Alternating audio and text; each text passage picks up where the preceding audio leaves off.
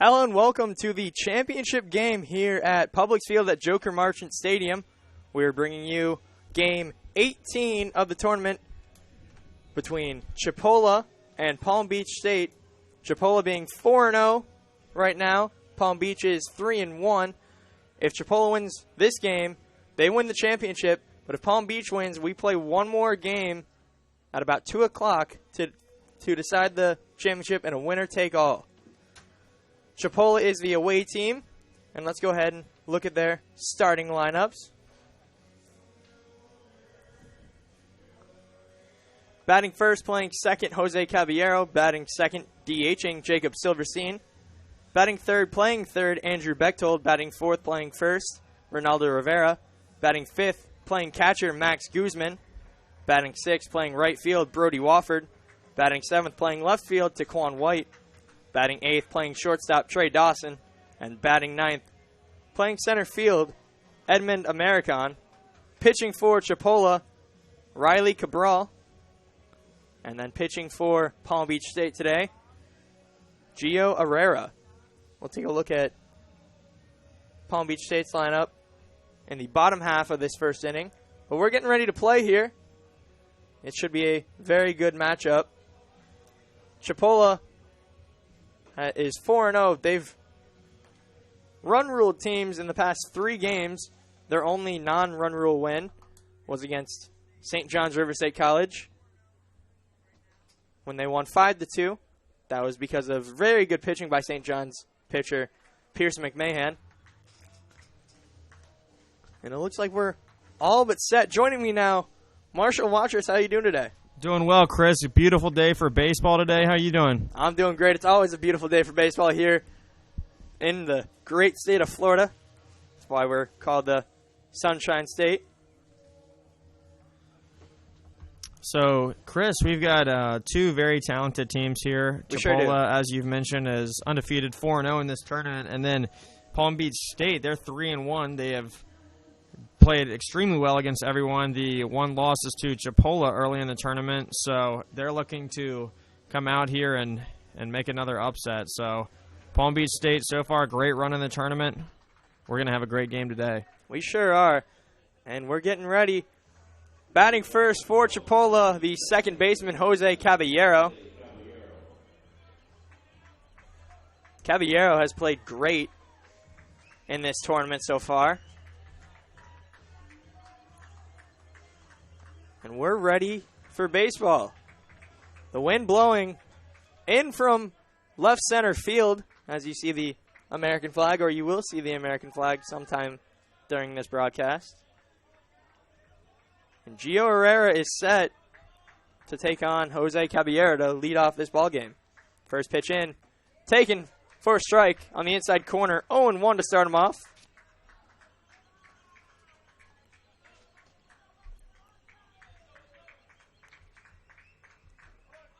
And Caballero looks to lay down a bunt. Takes that pitch. That'll be 2 strikes. 0-2 to him. Caballero batted .387 on the year. And he takes that pitch high. 1-2.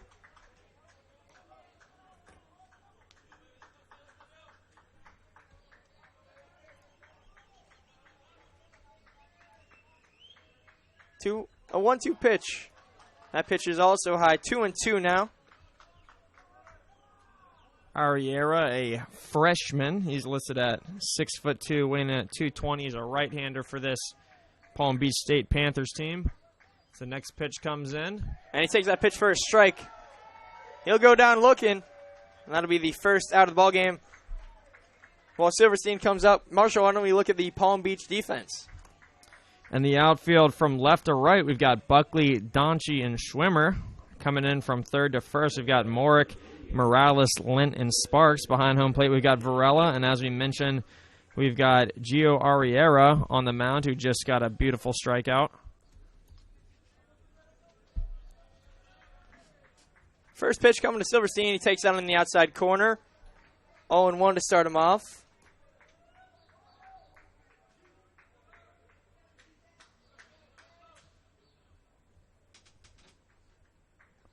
Second pitch also in there, 0-2. That was a good pitch by Herrera. Able to get ahead in the count to Silverstein.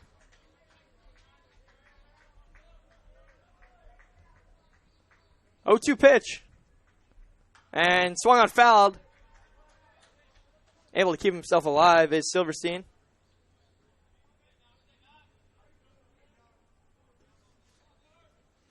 And Coach Kyle Forbes with a switch in the outfield. He moved Donchie over to right field, and that's Schwimmer at center field for the Panthers. First time we've seen that in this tournament. Donchie has played great center field for the Panthers as Silverstein grounds out to third base. That was Evan Morick on the throw.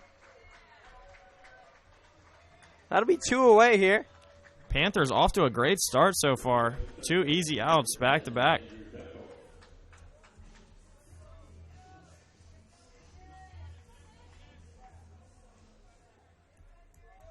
That brings up Andrew Bechtold.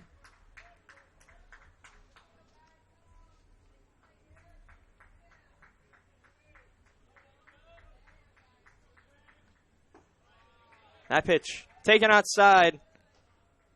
1-0 to start off, Bechtold.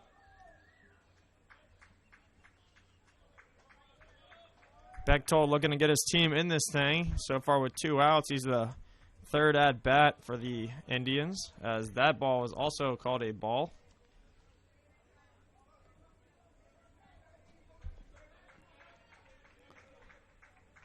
Two-0 pitch to Bechtold. Behind him in the lineup, big first baseman Ronaldo Rivera, as he fouls that ball off. 2-1 now.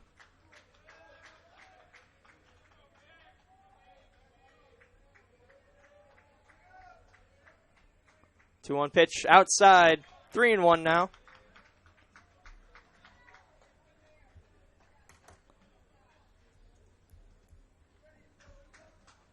We've seen some great play here in this tournament. It's been a wonderful ride so far, and it's sad to see it come to an end soon today. There's a high fly ball into right field down by the stands, and that's caught by Donchie. Just able to get it. 1, 2, 3, go the Indians. We'll head to the bottom half of the first inning. Palm Beach will look to start the scoring off, and we are scoreless here.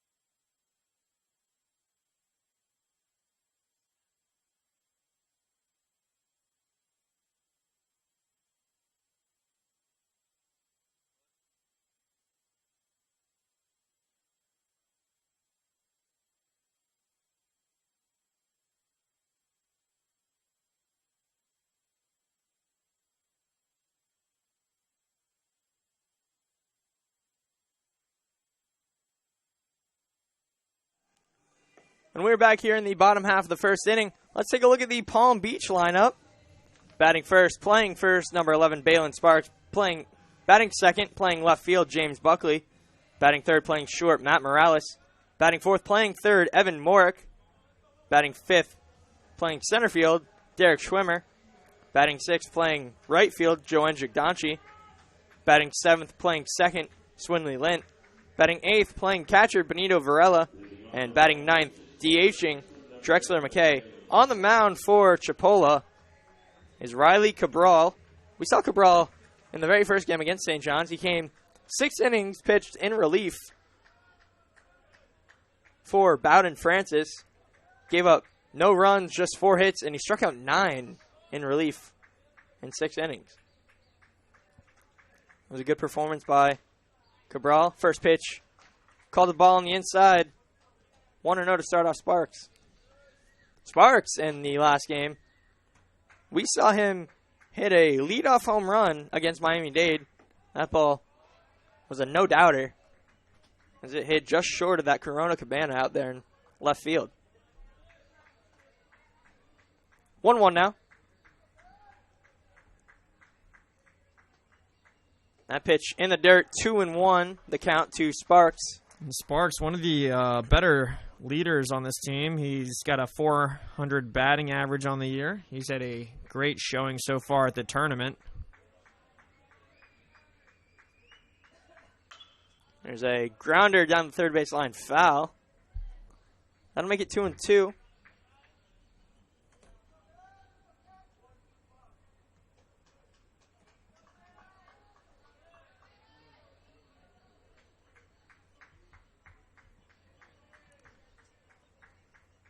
And there's a grounder over to Dawson at short. Play will be in time. That'll be the first out of the inning for Palm Beach. That'll bring up James Buckley, the left fielder.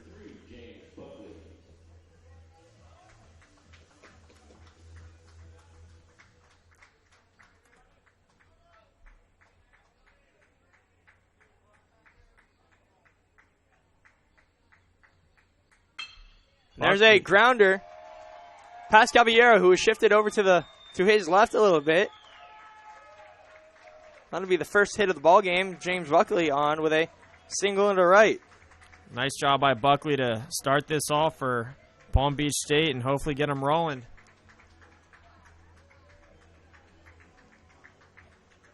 That'll bring up Matt Morales, the shortstop. He batted .315 on the year, on base percentage of just under .400.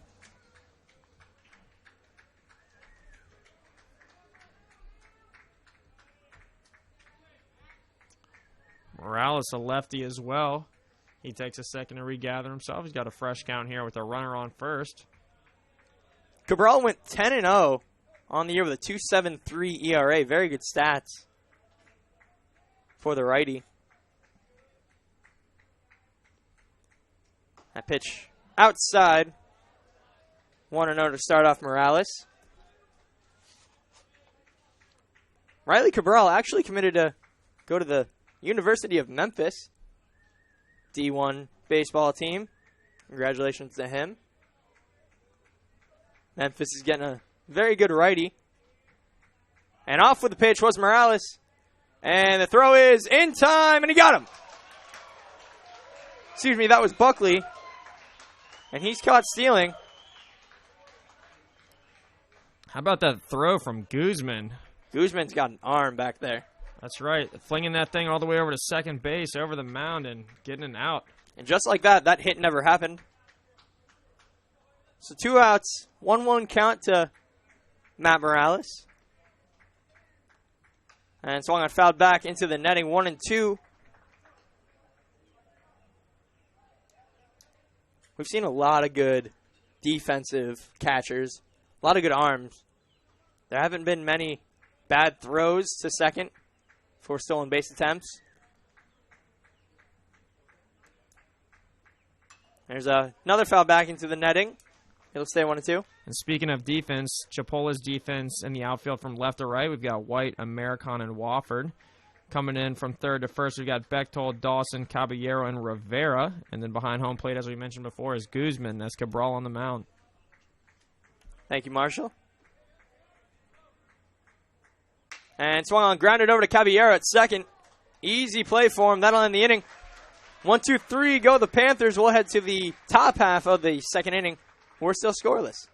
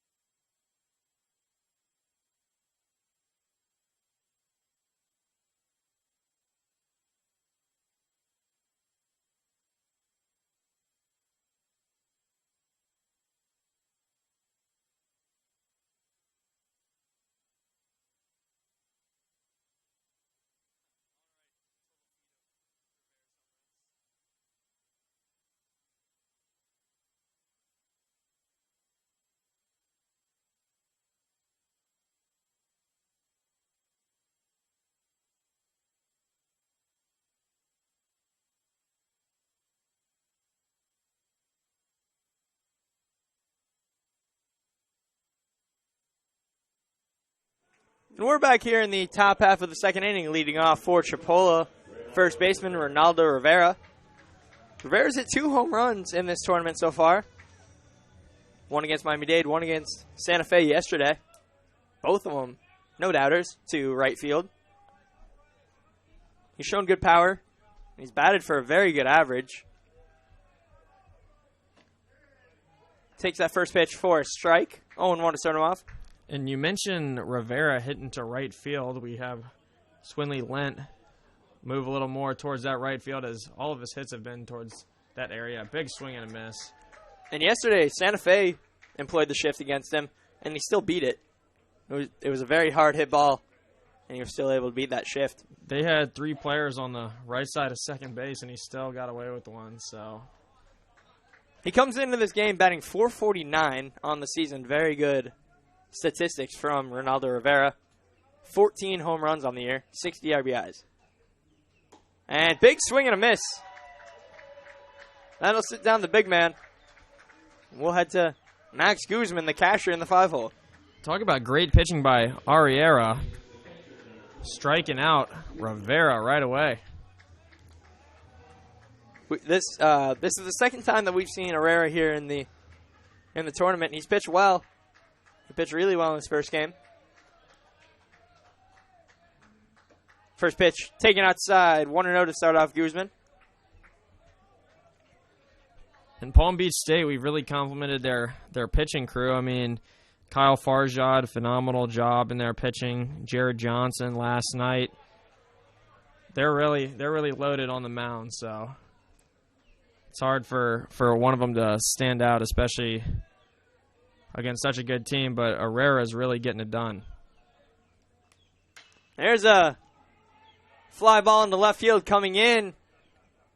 Oh, and it drops.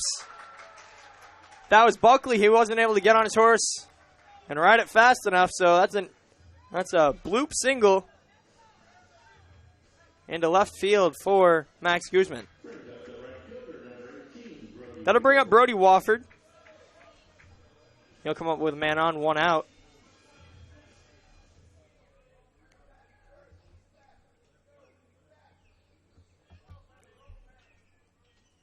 Wofford, 338 on the year. 47 RBIs. He drew 26 walks. Takes that pitch outside. 1-0. Showed great plate discipline. Very good patience at the plate throughout this tournament.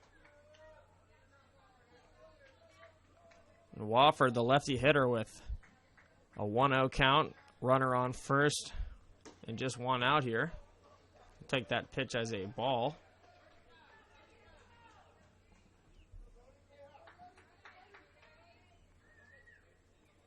He's got Guzman on first.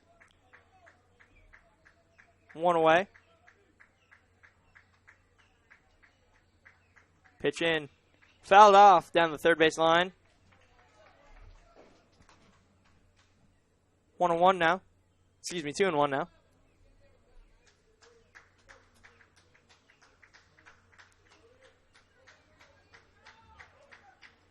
These two teams met on, I believe it was day 4. Today's day 6. Yes, day 4.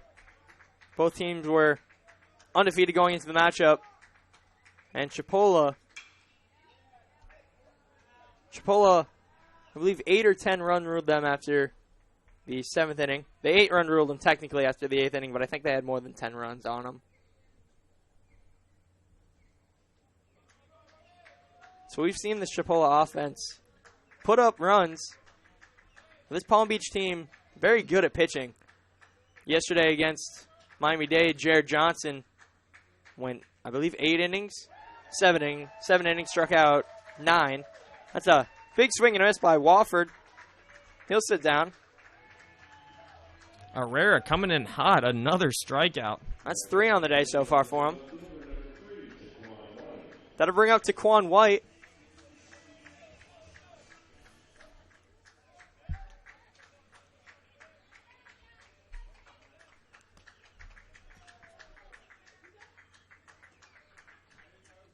That pitch fouled back into the netting. 0-1 to start him off. Daquan White, a sophomore out of Stone Mountain, Georgia. He's a Stevenson High School graduate. White coming into this game batting .323. Takes that pitch outside. 1-1 now.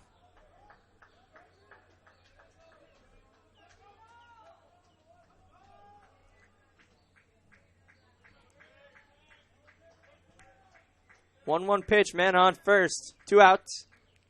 That's high and tight. He takes it. 2-1 now.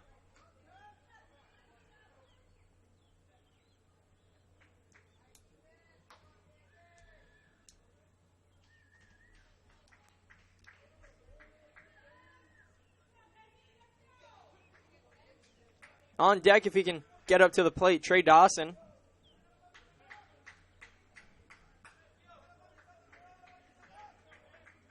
Two-one pitch. Swung on, miss.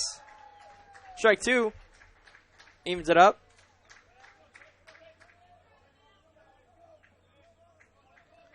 Chipola here with 2 outs.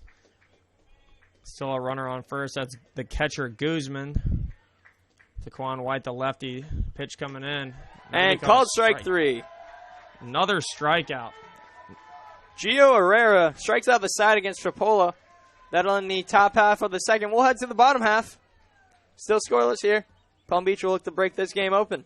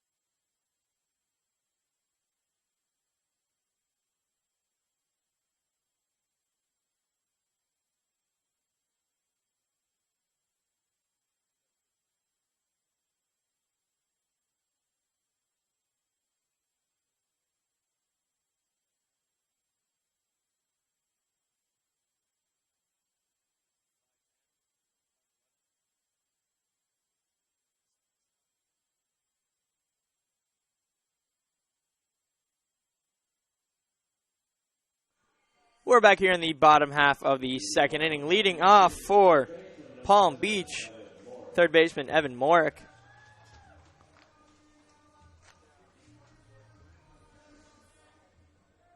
He's batting .373 on the year. He squares up. First pitch, swung on, fouled, back into the right. That'll be 0-1 to start off Morick.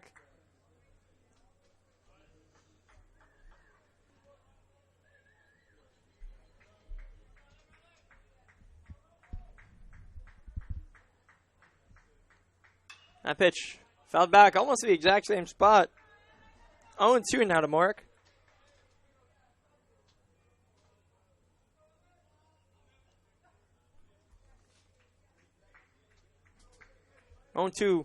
Derek Schwimmer on deck. And swung on. Grounded over to third. Bechtold with the play. And a good play over there by Bechtold. That'll be the first out of the inning. Good job running in. Able to make the off-balance throw. That'll be the first out.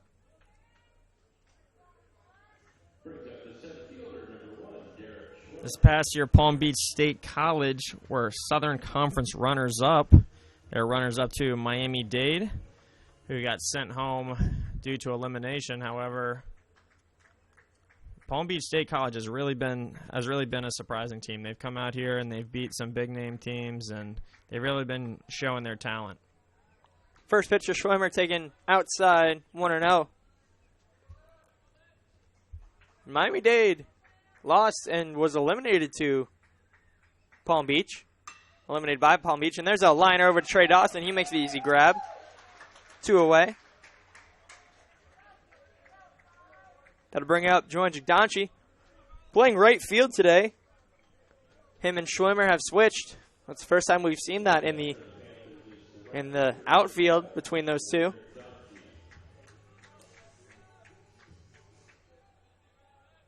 First 4 games, Donchi played out in center. And there's a big cut and miss on that curveball outside, 0-1.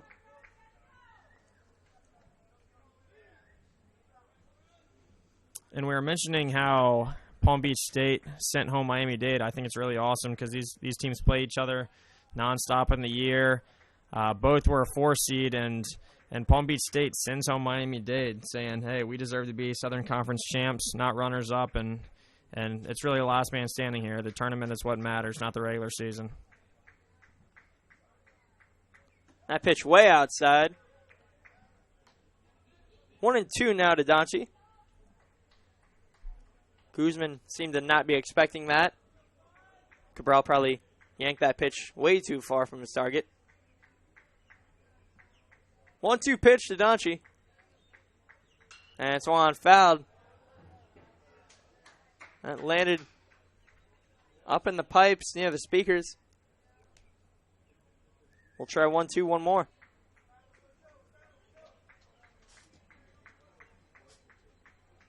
Donchi coming in, batting just under 300 at 297. There's a blooper, drops in front of Caballero, and he's unable to make the grab. And he flips it over Rivera. I believe that will be called a base hit. Oh, wow. Good heads-up play there by Chipola. Joan Jagdanchi, I noticed, had started to run towards second base. He started running left. Let's take a quick look at that. As you see, he's running down the line, and then he makes a turn over to... He makes that turn, that small turn, that little hesitation there. And a good heads-up play. I believe that was Caballero. Able to tag out Donchi. When you're running past first base, you're allowed to run past and run through the bag.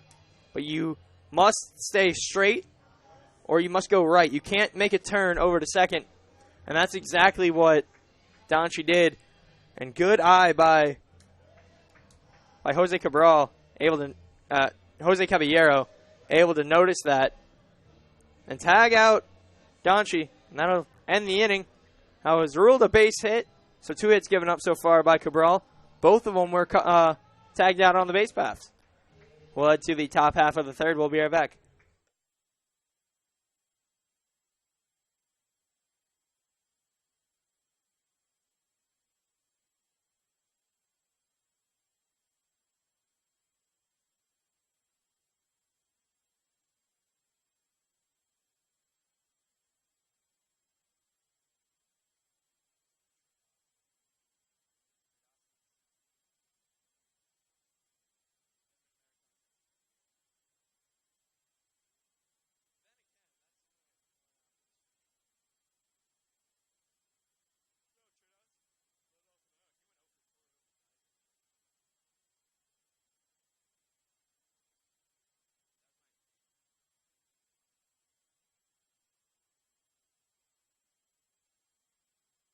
We're back here in the top half of the third inning, leading out for Chipola, the shortstop, Trey Dawson. Trey Dawson, actually the worst hitter for average in this lineup, batting just under 270 now, 269. Not bad for the worst hitter on the team. We said that a couple times because it's so impressive for this Chipola offense. Takes that first pitch inside, 1-0 to start him off. And so far, great play from both teams. I mean, finishing 2 innings in 25 minutes. It's been a quite faster-paced game than what we've seen. We've had some games drag on to 4 hours, 4+ hours. So this game's really going by quick. These teams getting outs, and they're both very great defensively. Trey Dawson grounds out to third base. Evan Morick on the play. That'll be the first out. That'll bring up Edmund Americon. He came in as a defensive sub yesterday, had the day off for most of the game. First pitch swung on, fouled back. 0-1 to start him off. We saw Chipola rest a couple of their starters. Guzman wasn't behind the plate. He was DHing. They put in Chris Clayton, who we had seen for the first time that day. Also, Americon too. He's usually a center fielder for this team, and he didn't get in until towards the end of the game yesterday against Santa Fe.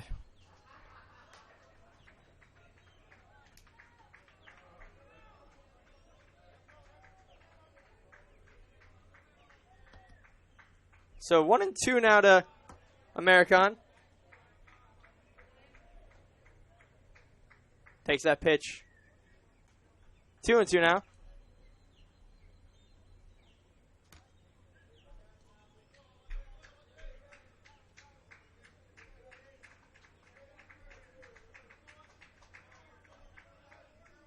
Two-two pitch to Americon. And swung on, foul back into the netting once more. It'll stay 2-2.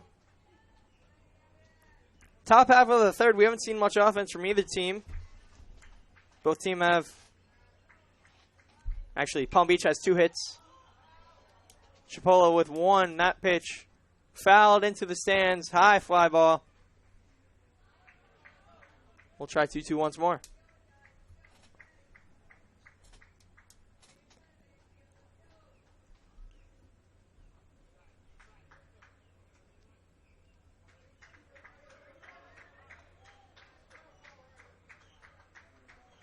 Two-two pitch from Herrera. And swung on, foul again. Down the third base line towards left field.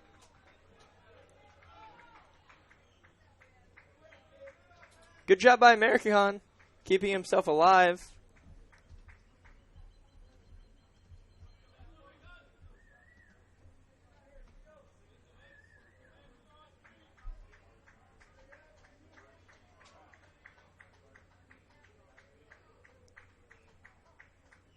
Umpire calls time. Probably asked for and granted by Americon. And 2-2 pitch. Inside, 3-2 now. Americon has worked this count full. 1 out, nobody on. Beautiful day here in Lakeland.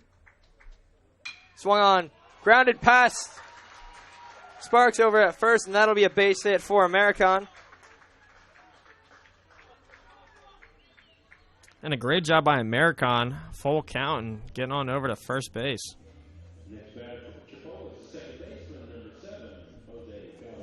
Up the bat now is second baseman, Jose Caballero. He's going to be a University of Tampa Spartan next year. We mentioned Steven Smith's name a few times. He's going to Tampa next year to play, and Tampa's really a Division II powerhouse, so they're getting 2 great players, and Smith from Santa Fe and Caballero from Chipola. And Caballero, it'll be interesting to, I would like to follow, see how he does it.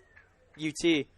He's playing second here for Chipola, but that's only because Trey Dawson is an extremely good, really great defensive shortstop. And there's a hard hit ball in the gap. That'll be extra bases for Caballero. And they will hold Americon at third. So there will be runners at second and third. 1 away for Jacob Silverstein.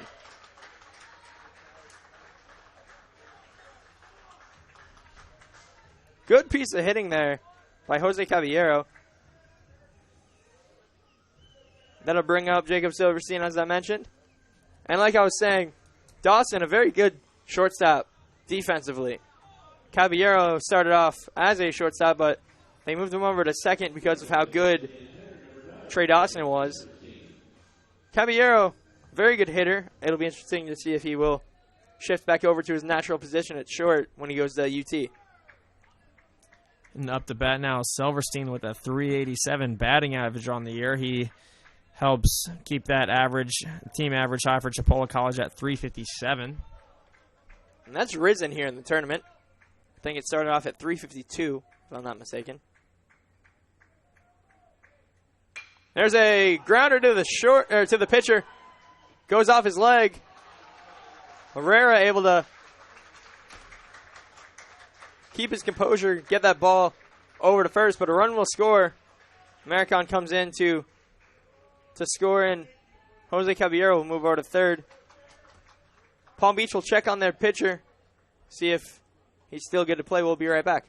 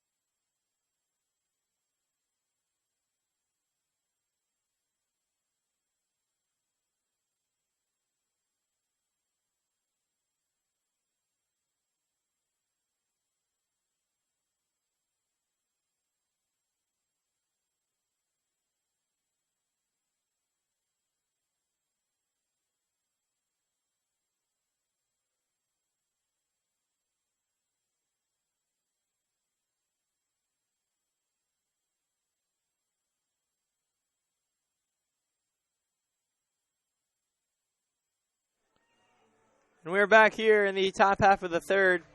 Herrera will stay in for Palm Beach after taking that grounder off the leg. He seems to be okay. 2 outs now. That'll bring up Andrew Bechtold. Chipola has opened up this game, scoring the first run on that sacrifice ground out by Jacob Silverstein. That pitch in the dirt. Good block by Benito Varela. 1-0 to start off Bechtold.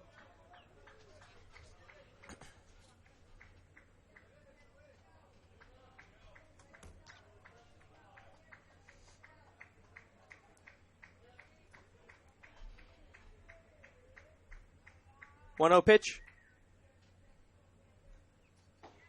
Taken low. 2-0 now.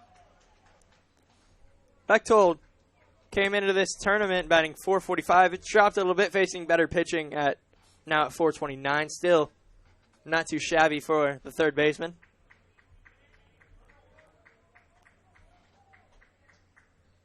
And that pitch outside, 3-0 now to start off Bechtold.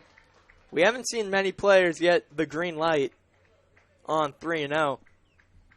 I'm interested to see if Bechtold will. Maybe not with Rivera coming up behind him, but we'll see.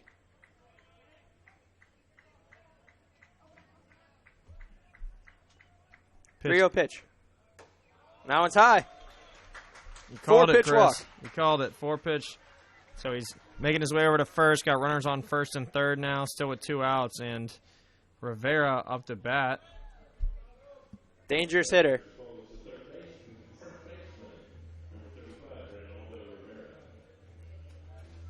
And Ronaldo Rivera, right now, committed to go to Mississippi State, as well as pitcher for Santa Fe closer, Troy Bacon. And those two, if they both end up going, will be roommates together, as we found out through the Santa Fe Assistant Athletic Director, Scott Jamieson.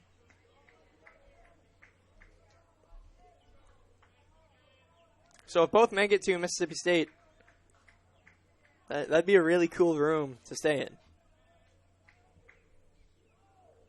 First pitch to Rivera, low. 1-0 to start him off.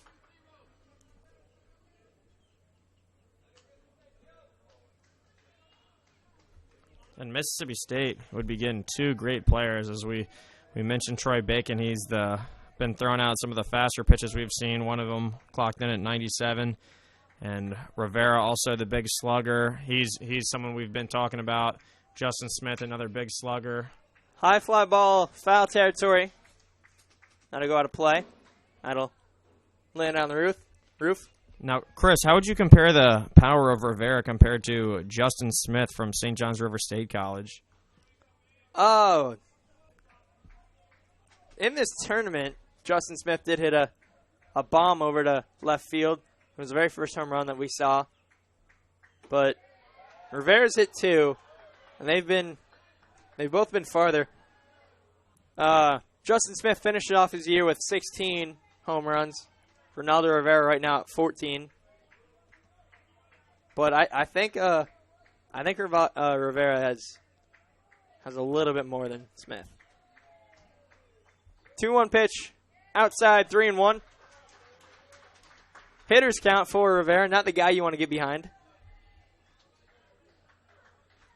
That last pitch clocked in at 92 miles per hour. We'll see if Rivera swings away right now. I believe this was the count when that grand slam occurred. However, Herrera's really been doing some great pitching today, so we'll see what pitch he throws here. And there's a big hit in the gap. And that is gone. Third home run of the tournament for Ronaldo Rivera. And he breaks this game open now. 4-run lead for Chipola.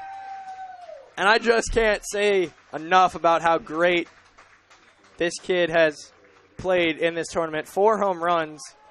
And he's lifted his batting average from 444 now to be over 450 against some of the best pitching in the state. He's been very impressive.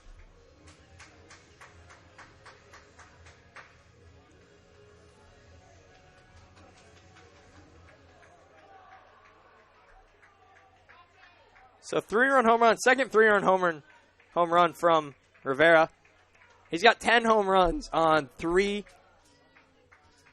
He's got 10 RBIs on 3 home runs in this tournament. So the grand slam and then 2 3-run shots. Wow, and that's really not the pitch count you want to get Rivera in when it's a 3-0 or 3-1, and he really took advantage of it there as that last pitch by Herrera is called a strike. And you never want to get behind in the count too, Rivera. And if you do, you don't want to throw into his wheelhouse. That one right into his wheelhouse. It was a fastball up in the zone. And Rivera made Herrera pay. There's a blooper. That looks like Guzman might beat it, and he will, sliding into first.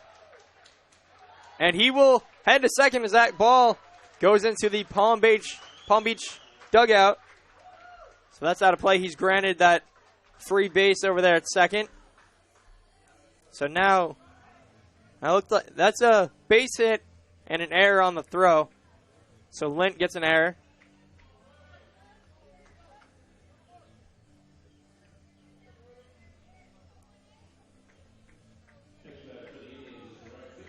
That'll bring up Brody Wofford.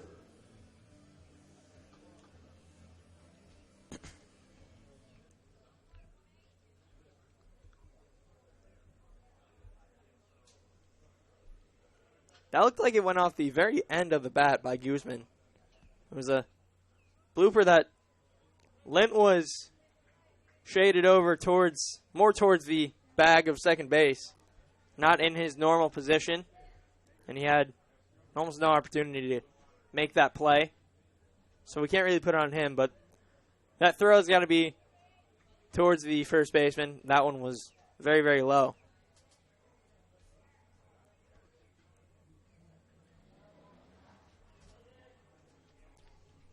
Meeting on the mound by Palm Beach.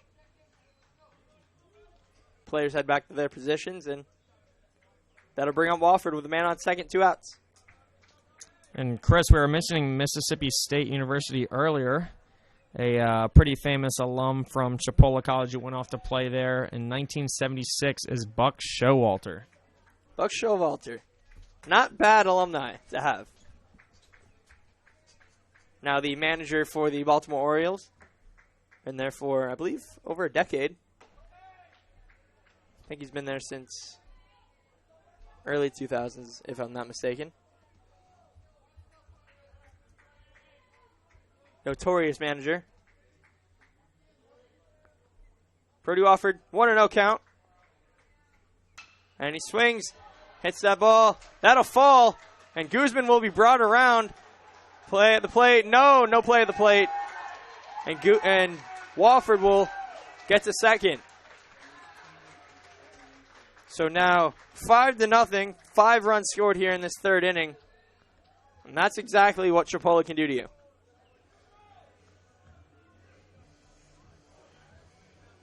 And how about Guzman, the big man, hustling on home?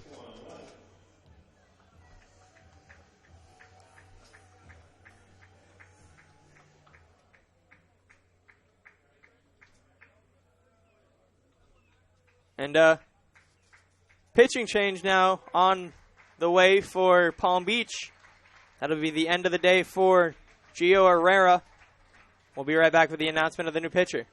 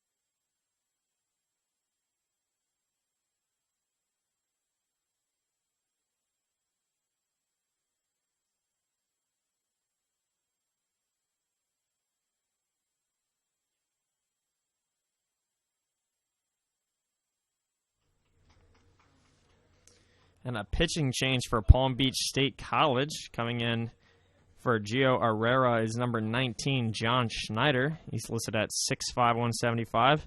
A right-handed pitcher from Clearwater Central Catholic in Clearwater, Florida.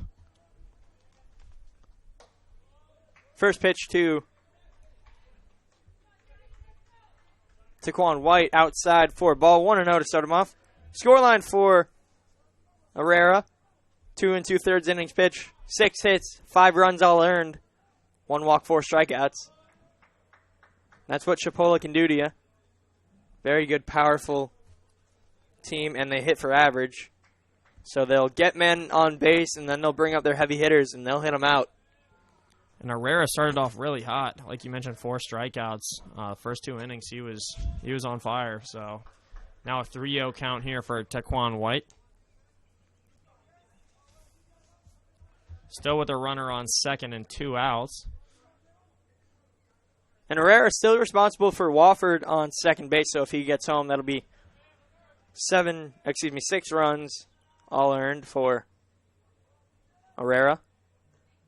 That pitch taken for a strike outside corner. 3-1 now to Taquan White. And Schneider, as we mentioned earlier, from Clearwater Central Catholic, we talked how Riley Cooper, the receiver for the Buccaneers, is from there. He was actually a very great baseball player from there. And Taquan White draws the walk. And for the fourth time in this tournament, I'll have to cross out all my columns on my scorecard because Chipola has now batted through the order. That'll bring up Trey Dawson.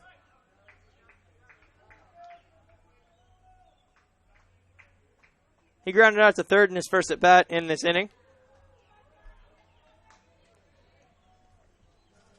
That last pitch from Schneider clocked in at 72 miles per hour. Curveball called the ball outside.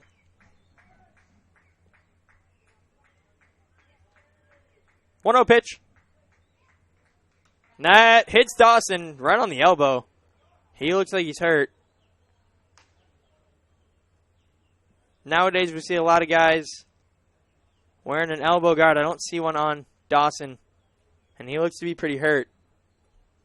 Hopefully he can stay in this game. Like I said earlier, very, very good defensive player over there at shortstop. One of the most important positions on the field. One of those positions that you need a solid defender at. Well, they have another solid defender in Caballero. They'll probably, if Dawson can't continue, they'll probably move Caballero in. Bring in a new second baseman. And it looks like Dawson is good to go. He'll earn that base over at first. And now the bases will be loaded. Probably got Dawson on the funny bone as he most definitely did earn that base. And well, I don't see Dawson laughing over there. Man, that looks painful. I can see him dragging that arm. And we've got bases loaded now as... That was a fastball right there at the elbow. Not a fun position to be in for Trey Dawson as number 13, Edmond Americon, comes up the bat. They're still giving Dawson a second over there. You can't really blame him. It's a hard place to get hit. Playing baseball for many years, I've been hit there quite a few times. It never feels good. I've never been hit by 90-mile-an-hour fastball, but still doesn't feel good.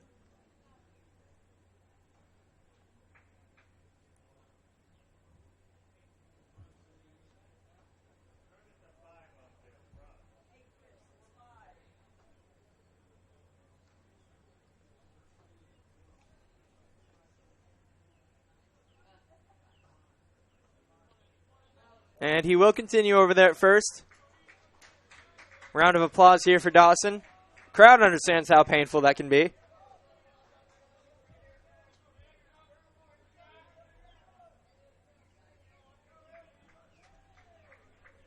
Bases loaded for Edmond Americon. His second at bat in the inning. He had a base hit to right field in his first. Takes that first pitch for a ball. 1-0.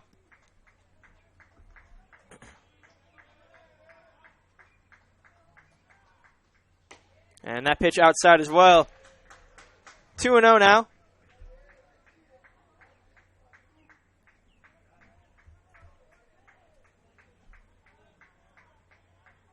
Bases loaded. And 3-0 now. Schneider is not...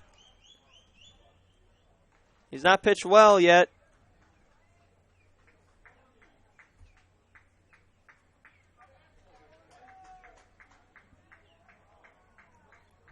Pitch. And that ball outside. He'll walk in a run. That'll be the 6th run of the inning for Chipola.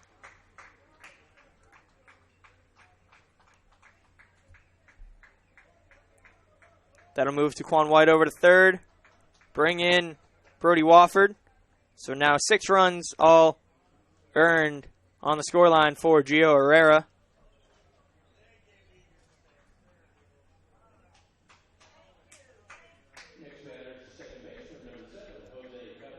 That'll bring up the number 1 hitter, Jose Caballero.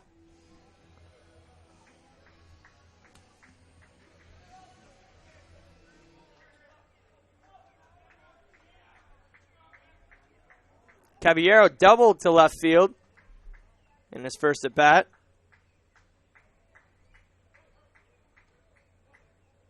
And it looks as though Palm Beach may make another pitching change. There's a meeting on the mound. We'll be right back.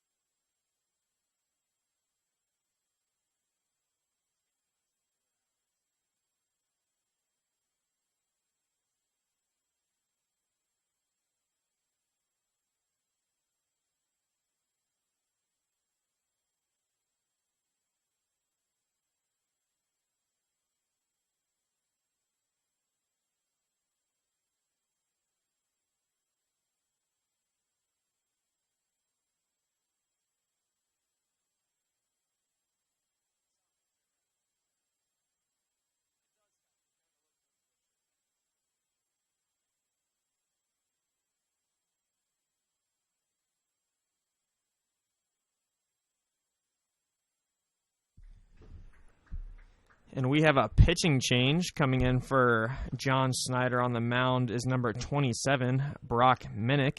He's listed at 6'6", weighing in at 220 pounds, a sophomore from Jupiter, Florida. They're going to stay with a right-hander here.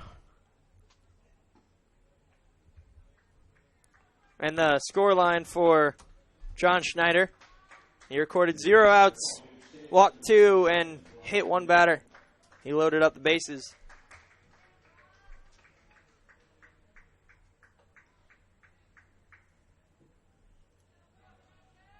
So all 3 runners on base, John Schneider is responsible for. That'll bring in Brock Minnick.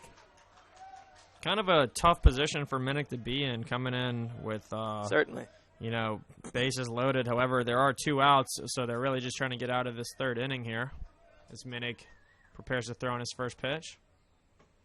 That pitch taken inside corner for a strike. Jose Caballero off to bat.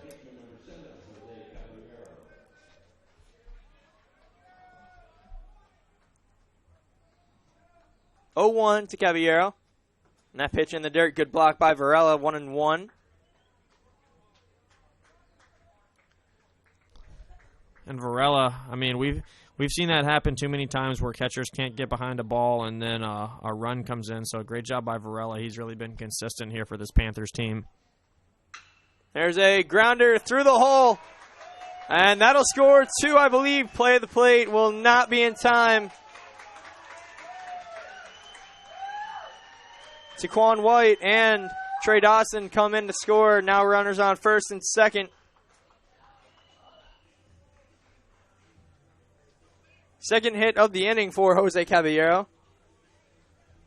And Chipola has scored 8 runs in this inning. Edmund Americon moves over to second. Caballero over to first on that base hit. Now, unfortunately, it's really tough for the Panthers because they've had 2 outs for quite some time. They're really trying to get that 3rd out in here. Whoever just hasn't been going their way. But Brock Minnick is coming in here to change that up for this team. This will be the 8th batter coming out with 2 outs. Silverstein was that out on the sacrifice grounder that hit Herrera in the foot. Starts him off 0-1.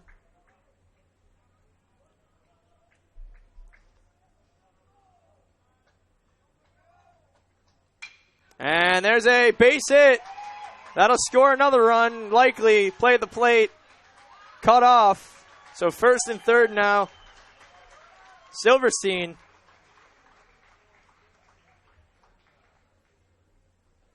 With a base hit. And that'll bring up Andrew Bechtold. Caballero makes it all the way to third on that base hit. First and third, 2 outs now for Andrew Bechtold. Chipola has scored 9 runs now in this inning.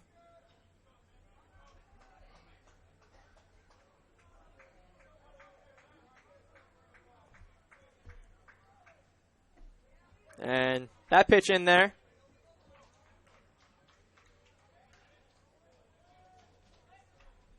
Oh, and 1 to start off Bechtold. Excuse me, I said Silverstein was the 8th. Now, he was actually the 9th. Now, 10th batter with 2 outs for Chipola in this 3rd inning. And it's 0-2 to start off Bechtold. 1 more strike here will end the inning for Brock Minnick.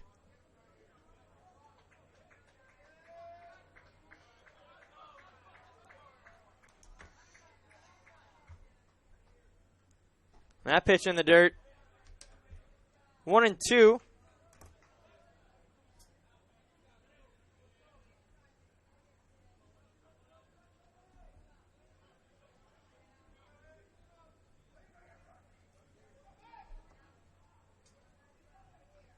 And that pitch high, 2-2 now. To Bechtold, that fastball clocked in at 90. But he couldn't keep it down.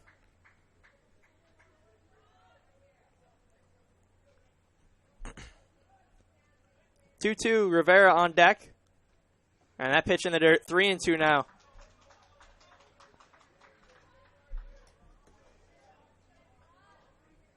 And this is certainly not what Palm Beach expected or wanted coming into this championship game.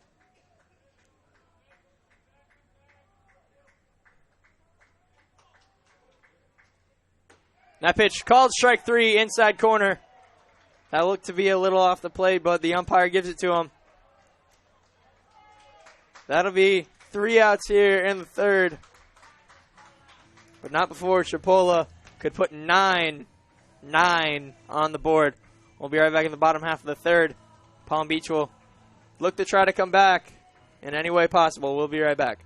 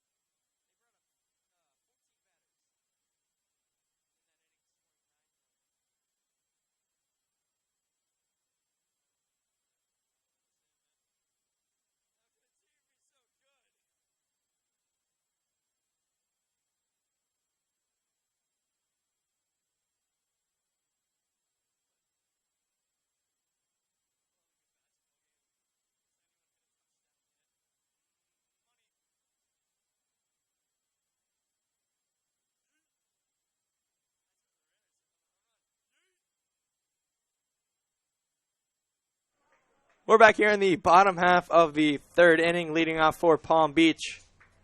The second baseman, Swinley Lint. First pitch, swung on, miss. 0-1.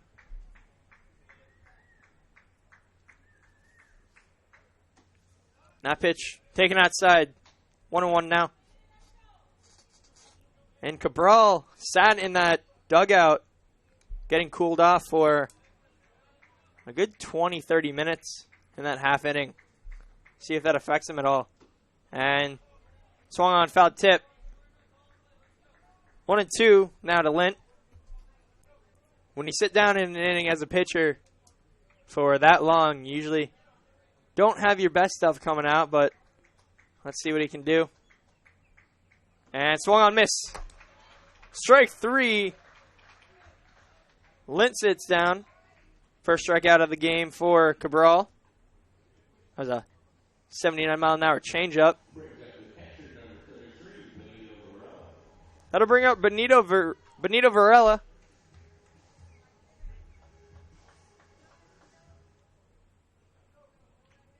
He comes on with 1 out, nobody on. And Varela, the catcher, we've really complimented his hitting ability here. I mean, he's got 4 home runs on the year and with a .292 batting average. Fouls that pitch back into the right. 0-1 to start him off.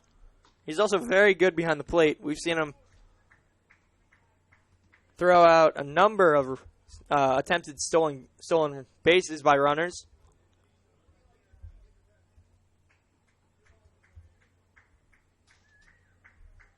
That pitch, he swung. Yes, he did. On the pitch in the dirt, 0-2.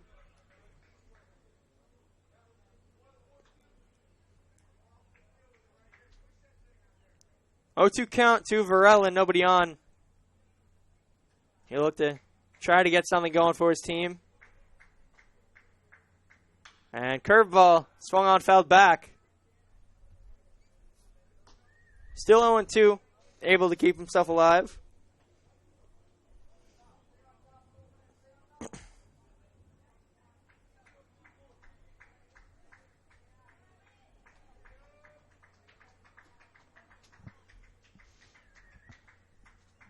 And he went. Yes, he did. That'll be strikeout number 2 of the inning for Riley Cabral. And Varela will go sit down. That'll bring up the DH, Drexler McKay.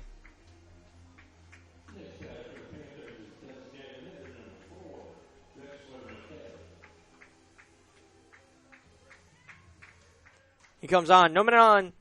2 outs.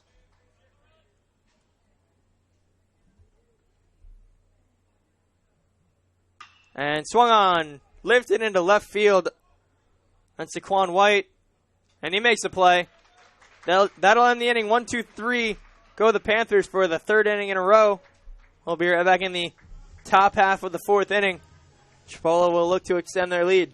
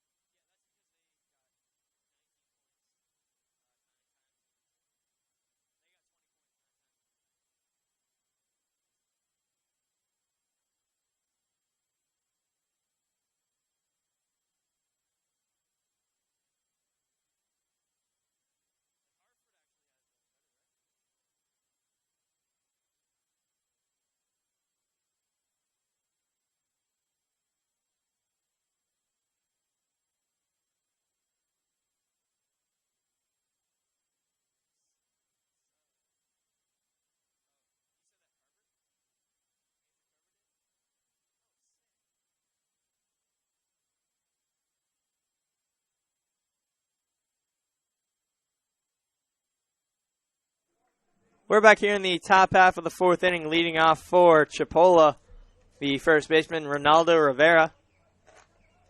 He homered in his last at bat. That pitch taken inside. Ball one.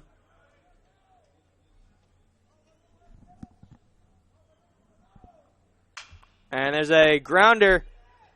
Trying to make the play. Good play by the defense of Palm Beach. That was Balin Sparks able to get it to Brock Minnick as he came over to first for the out. That'll bring up Max Guzman. He had an infield hit to second base in his previous at bat.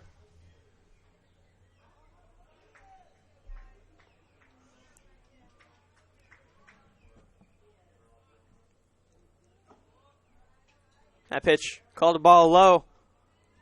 1-0 to start him off.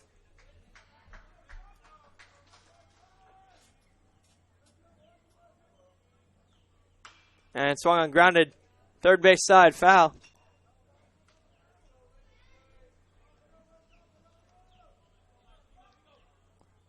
One count to Guzman, one out, nobody on.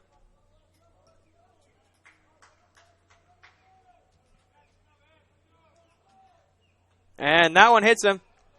And Guzman slammed his bat down. Can't blame him. That probably hurt quite a bit. Guzman, another great catcher we've seen in this tournament. He's listed at 6', 215.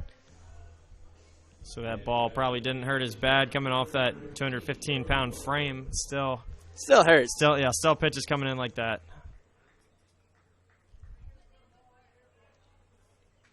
I'm sure Trey Dawson is still holding his elbow from that one he took earlier. It's Brody Wofford now off the bat. Lefty batter going against this righty pitcher matchup. Runner on first, one out. Pitch taken outside, 1-0.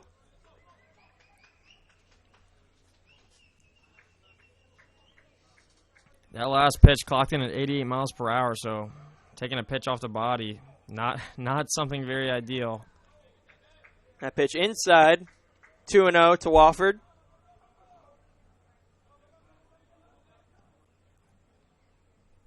And Guzman over there at first base. He's a catcher, but we have seen him steal. He stole one base earlier in this tournament. That pitch taken low and out for a strike just inside the zone. So don't count him out to steal. I know Varela behind the plate has a very good arm. There's a fly ball. That'll land in foul territory off the roof.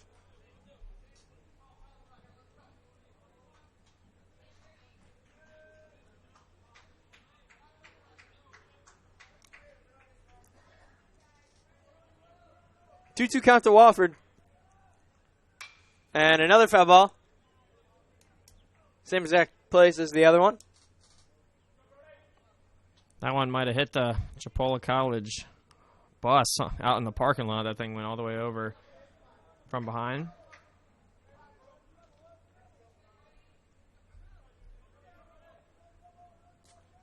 Two-two count.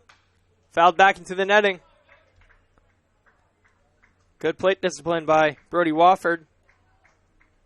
Able to keep himself alive in the count.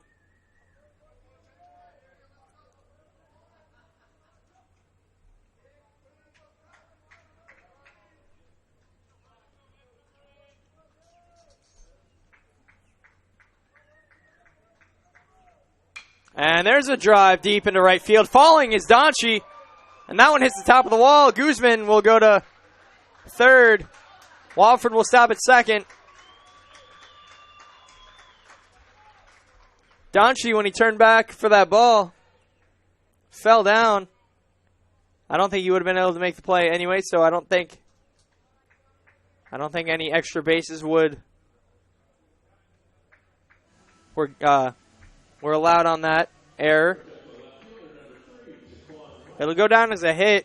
So runners on second and third, one out for Taquan White. And Donchi playing right field. This whole tournament he's been at center. However, he and Schwimmer switch position, so Schwimmer usually would be over there. That was a very hard hit ball by Wofford.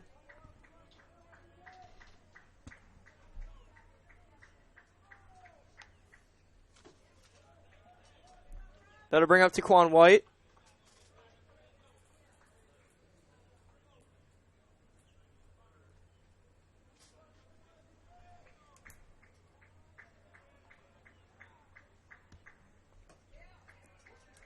Two-0 to start off. 1-1 to start off.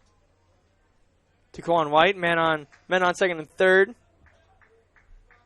Only one away. He had a base hit. He walked in his last at bat, struck out. And now he's down in the count 1-2.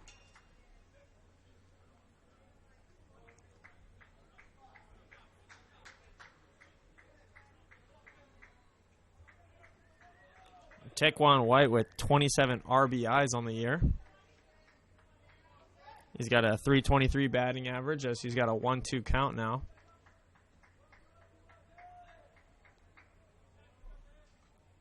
And that pitch fouled off.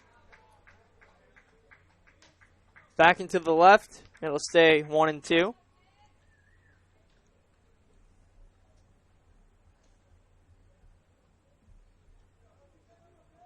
Taquan White played 47 games for Chipola. That pitch high. 2-2 evens it up. 47 out of 52 so far.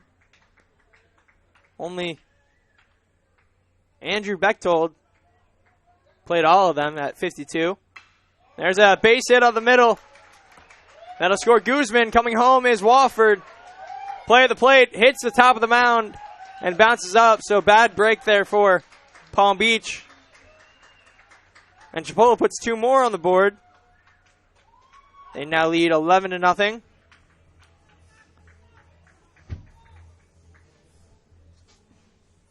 And Taquan White made it over to second on the throw home. So that'll be a 2 RBI single.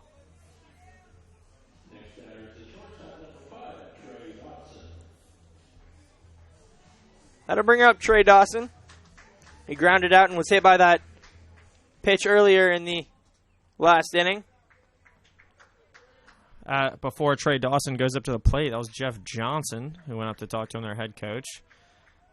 He's had a very great career here. He's sent 16 players to the MLB and 16 current players in the MLB and 4 MLB All-Stars. Not a bad resume. One of those All-Stars being Jose Bautista, as we've mentioned. Check swing foul ball. 0-2 to Dawson.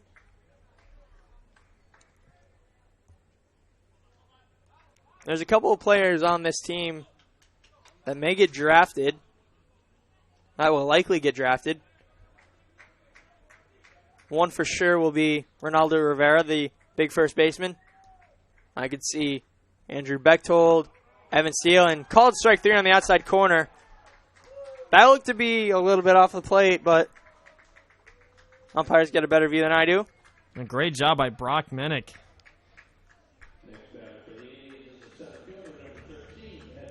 But as I was saying, Ronaldo Rivera surely will get drafted. Andrew Bechtold possibly. Evan Steele. Maybe even Max Guzman. Something to look out for if you're watching the 2017 MLB draft later in this year. Big swing and a miss by Edmund Americon. Start him off 0-1. That last pitch by Minnick clocked in at 87 miles per hour.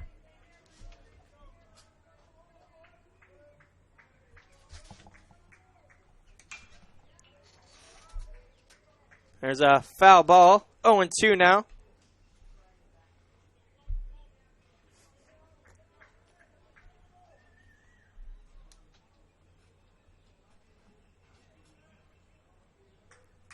Oh, 2 outs. Man on second for Americon.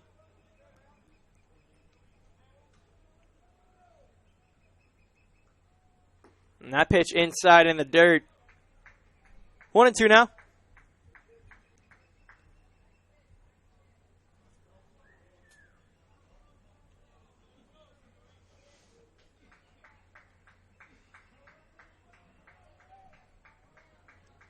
One-two pitch. Swung on, fouled. That'll get into the stands. Good job by Americon, able to keep himself alive.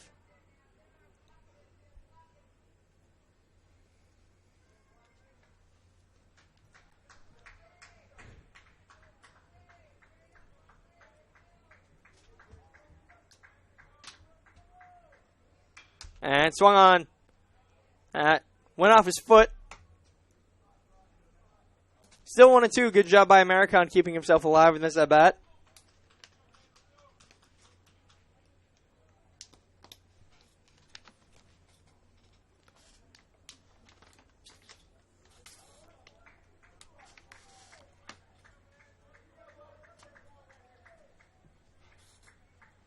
One-two pitch coming again. That one very high and tight. 2-2, 90-mile-an-hour fastball. About 3 inches from Americon's chin.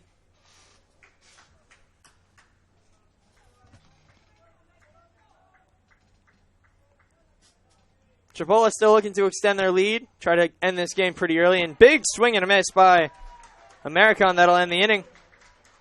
Chipola scores 2, extends their lead to 11.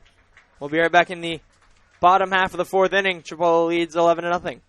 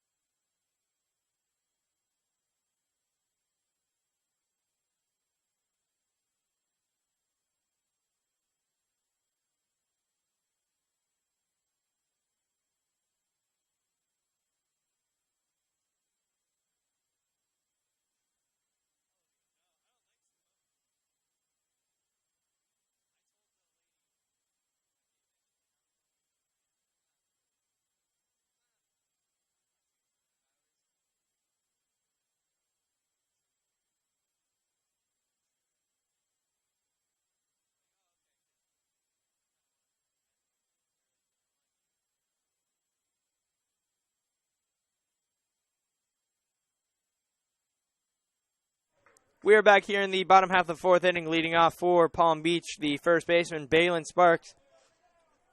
Riley Cabral has sat down the Panthers in order.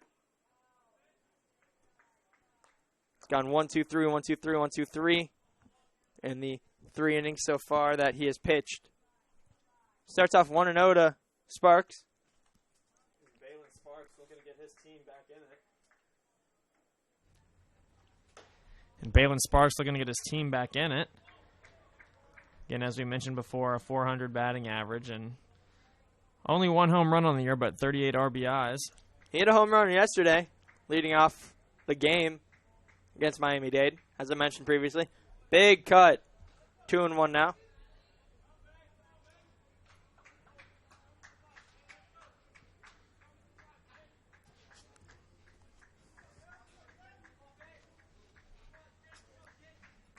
James Buckley on deck for Palm Beach. There's a blooper. That could be trouble, and it will land foul. Just out of the reach of Ronaldo Rivera. So 2-2 now.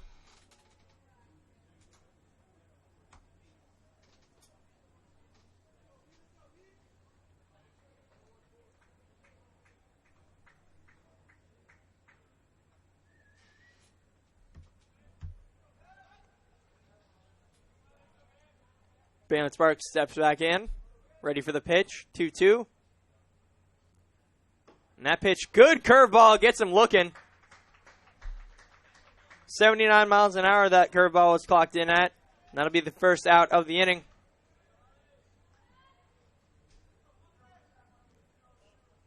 So 1 out now for James Buckley. He had a base hit in his first at bat, but he was caught stealing on the base paths.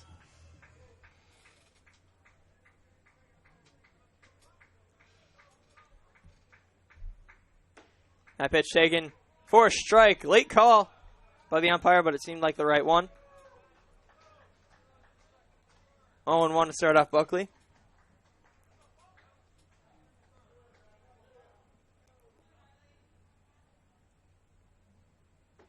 That pitch taken for a strike. 0-2 now to Buckley. Cabral, 3 strikeouts on the day so far. He'll look to make it 4. The wind has died here at Publix Field. That pitch outside, 1-2.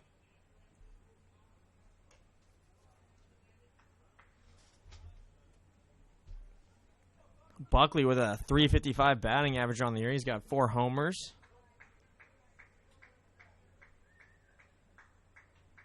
He's down in the count 1-2 as he awaits a Cabral pitch. Pitch coming in. And a tip. I think it went off of his leg and rolled into fair territory, so it's a foul ball. So still 1-2.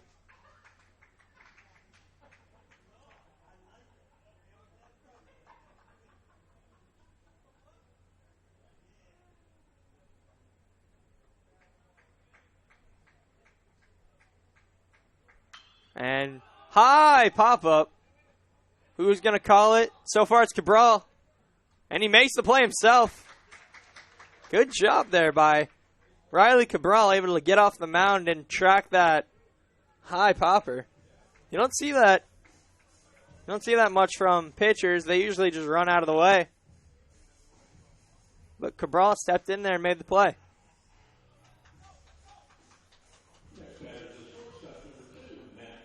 That'll bring up Matt Morales. He grounded out to second base in his previous at-bat.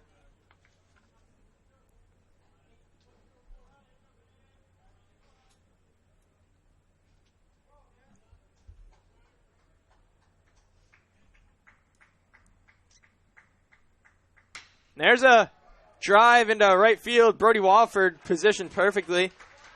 That'll be the 3rd out of the inning. 1-2-3 go the Panthers for the 4th time in a row. Riley Cabral has been dominant, and Chipola will look to add on to the run total. We'll be right back in the top half of the 5th. Chipola leads 11-0.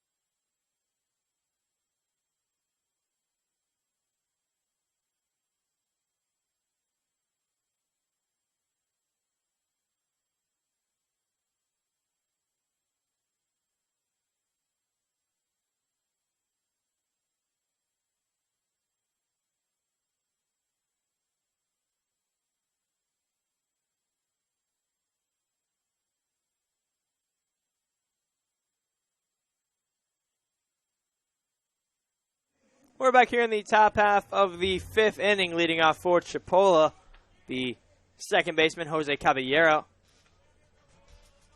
Caballero 2 for 3 on the day with a double, 2 RBIs. Takes that first pitch in the dirt, 1-0, gets past Varela.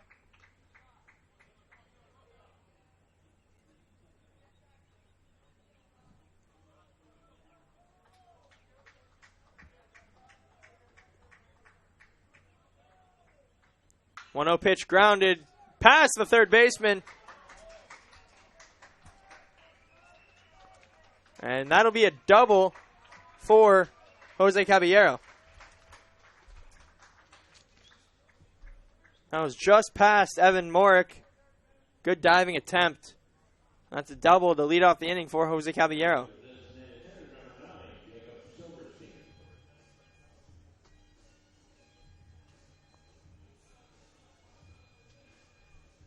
That'll bring out the DH, Jacob Silverstein.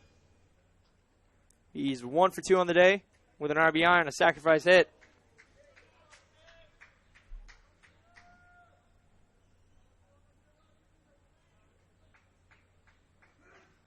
There's a foul ball back to the netting. 0-1 to start him off.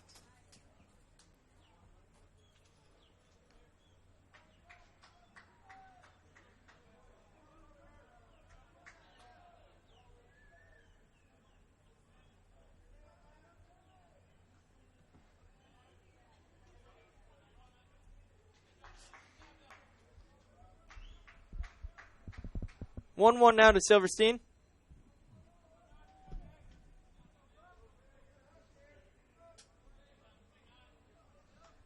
Man on second, no outs. That pitch outside corner called a strike, 1-2. Chipola still trying to put some runs on the board. They've got 11.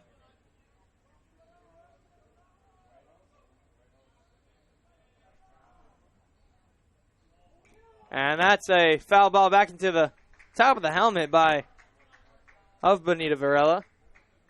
Keeping himself alive is Silverstein.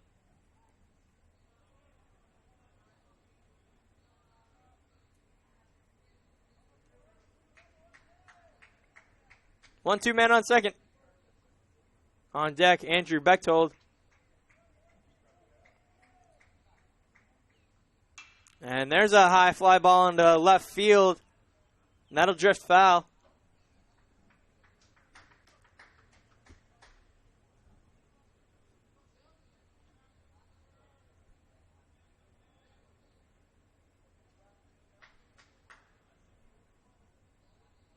Still 1-2. 2 straight foul balls by Silverstein.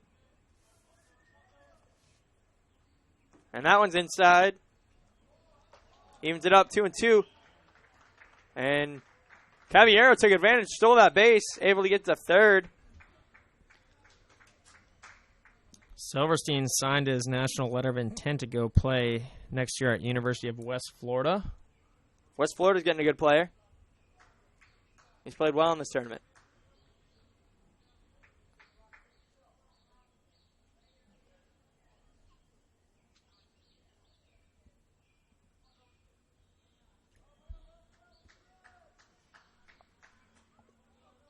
Two now to Silverstein.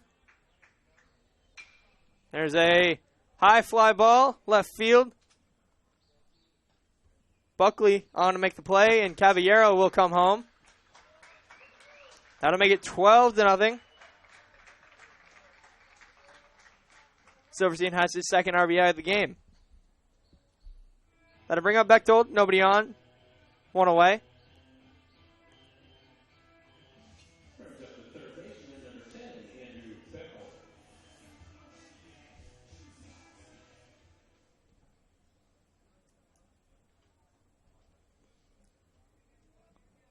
Bechtold comes on, nobody on, one away. That first pitch taken on the outside corner, 0-1. Bechtold 0 for 2 on the day with a walk. Struck out and flew out. There's a hard hit ball. That'll be in the gap. That should be extra bases for Bechtold. And he'll stop at second. And a great hit by Bechtold. We mentioned he was a University of Maryland transfer to this team, along with a few other transfers. And next year he signed to go play at LSU. And we mentioned earlier, he might not make it to LSU. If he's drafted, he could sign with a team. He does have the opportunity to not sign with the team that drafts him and go to college, go to a 4-year university and earn his degree. But at that point, it'd be up to him. And that's if he gets drafted. And a nice job by Bechtold getting that double. And that gets past Varela, and Bechtold will stay there at second. Chipola definitely doesn't need to get any more runs, but you never know.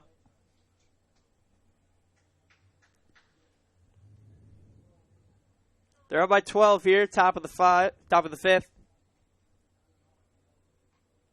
And Rivera takes that pitch outside, 2-0 now. And Palm Beach State on their third pitcher. Gio Herrera started the game. John Schneider came in, and there's a high fly ball to center field. Coming in is Schwimmer, and he'll make the grab.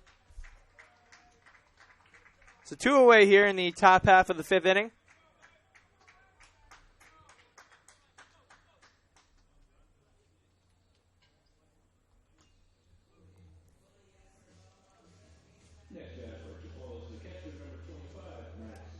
And as you're saying, 3 pitchers so far for Palm Beach.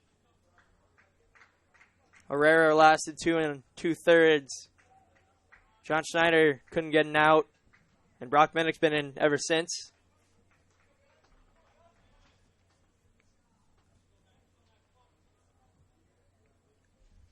Now, there are run rules here in this tournament, as we've seen. It is 10 after 5 innings and 8 after 7. There's a ground ball over to short. Matt Morales. Throw is in time. Gets Guzman. Good play over there, out and short by Matt Morales. That'll end the inning. Chipola scores 1. We'll head to the bottom half of the 5th inning. Palm Beach will look to keep their season alive. They need to score 3 runs to keep this game going. We'll be right back.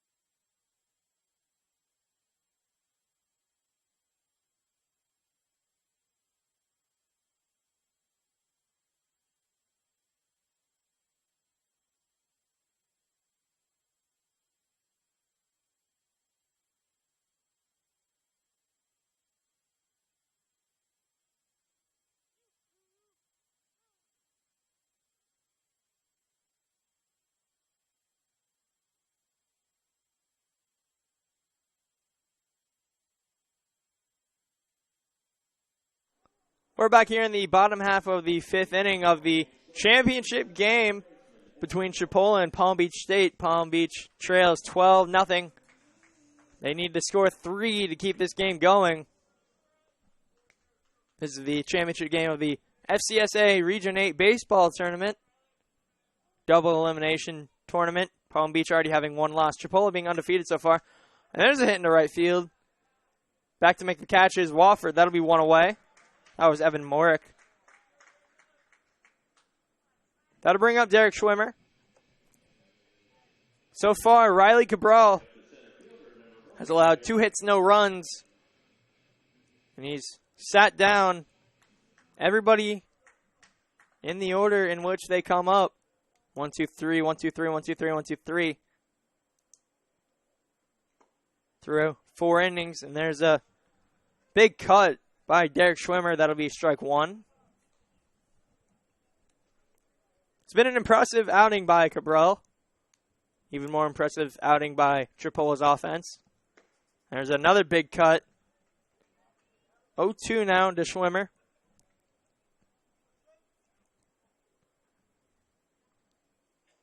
And Ronaldo Rivera back pretty deep for a first baseman.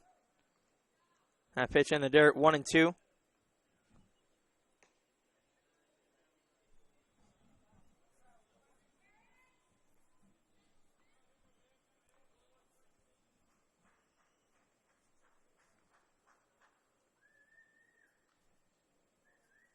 One-two pitch.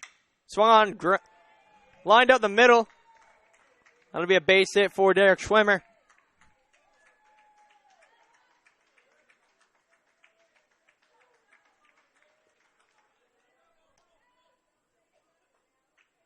That'll put a man on for Joendrick Donchie.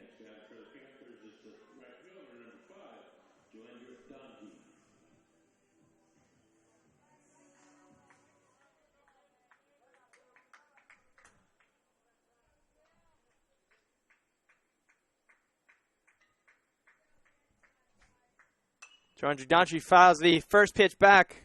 0-1. Comes on. Man on first. One away.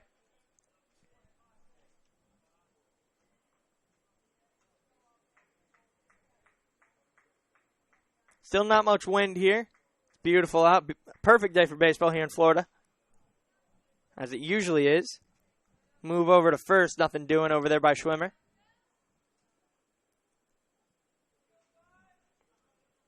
Bechtold playing about 3 feet before the cut of the grass. Playing in. Probably expecting a bunt by Donchie. It's very speedy. He can bunt if he wants to. He probably won't now with 0-2 count.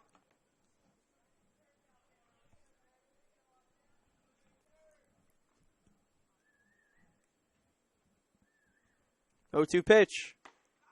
Outside, strike 3 called on the outer part of the plate. That'll be 2 outs. We are 1 out away from the end of this ball game.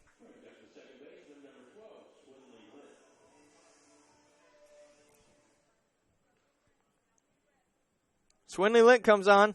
He'll try to keep his team's season alive, if not for an inning or 2. There's a first pitch in the dirt, swung on, missed. Good pitch there by Lint to start off. Good pitch by Cabral to start off Lint.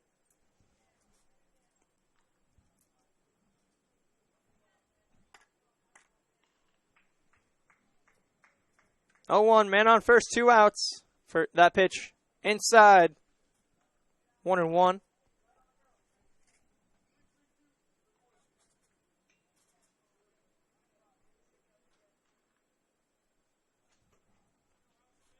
One, 2 outs. That pitch in the dirt. Good block there by Guzman. 2-1 now.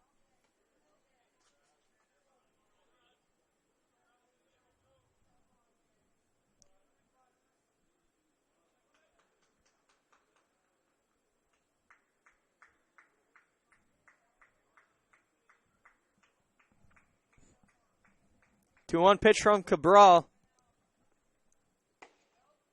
And that pitch is low. 3-1. Lint now ahead in the count with a hitter's count. 3-1.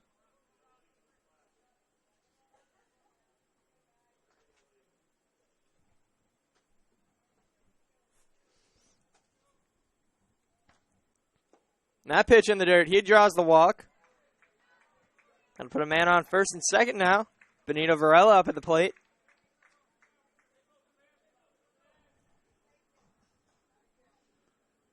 Varela batting .292 on the year, 4 home runs. Struck out 53 times in 38 games.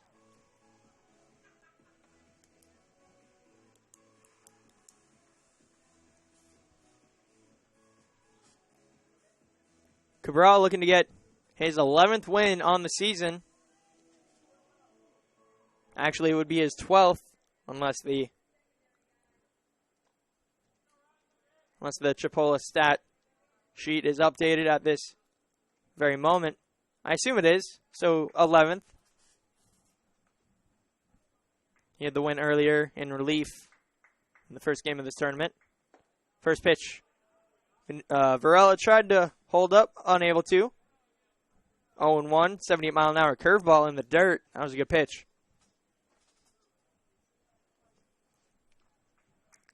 0-1, men on first and second, 2 outs for Varela.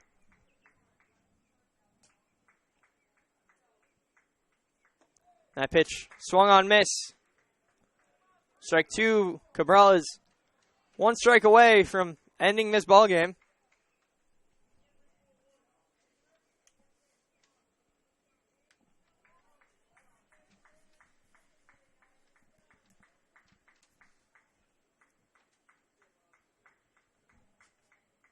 Oh, 2 pitch. Swung on, miss. Strike 3. And that is the ball game. The Chipola College Indians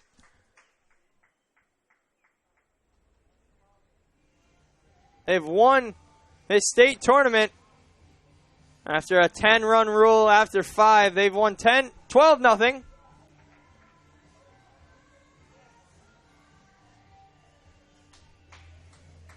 We'll be right back.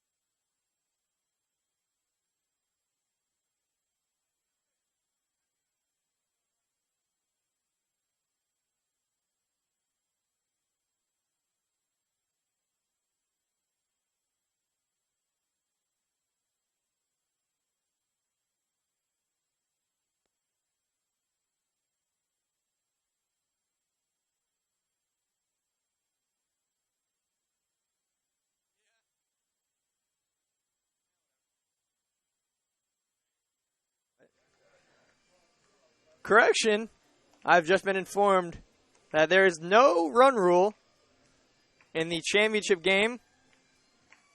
I was under the impression that the entire tournament had the 10-run rule after 5 and the 8-run rule after 7, but I guess not. So we will continue to play. That doesn't upset me one bit. That means my trip here will last at least an hour, hour and a half longer. So my feelings aren't hurt. I get to watch and call more baseball. That's great.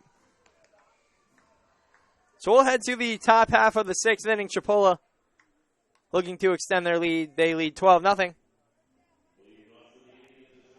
That'll bring up Brody Wofford.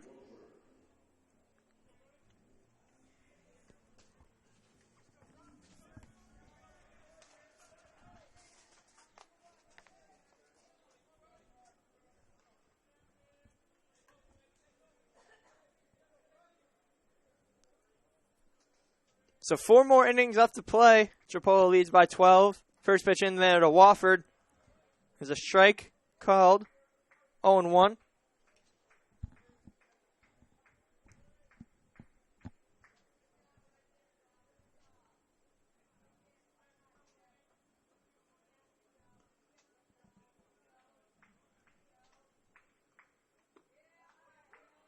That pitch in there for a strike as well. 0-2.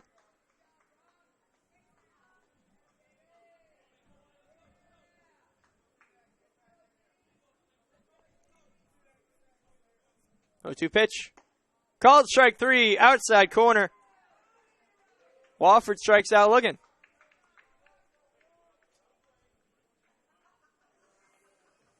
That'll bring up Taquan White.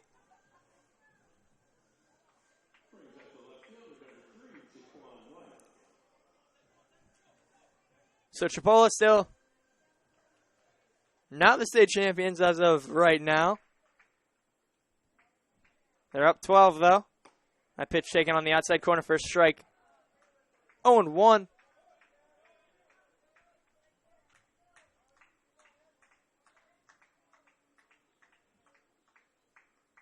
That pitch fouled back to the left. 0-2.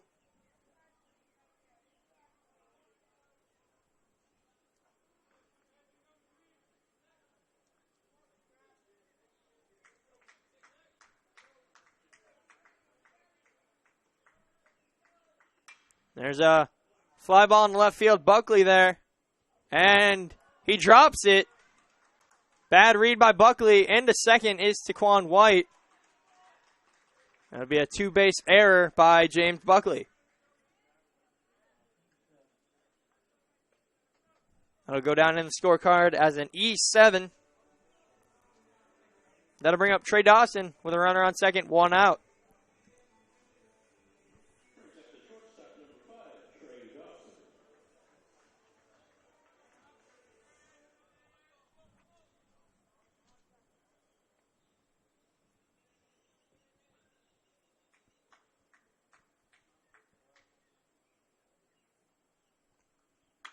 First pitch, skied, shallow center. Schwimmer stumbled. There to make the catch. Swinley Lint.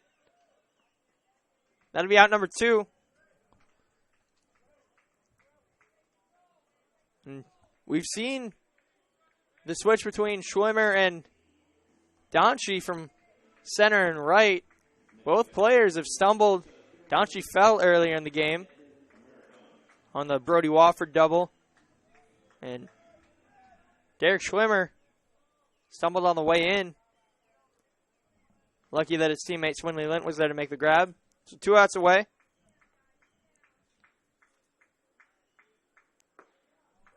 First pitch taken for a ball outside. 1-0.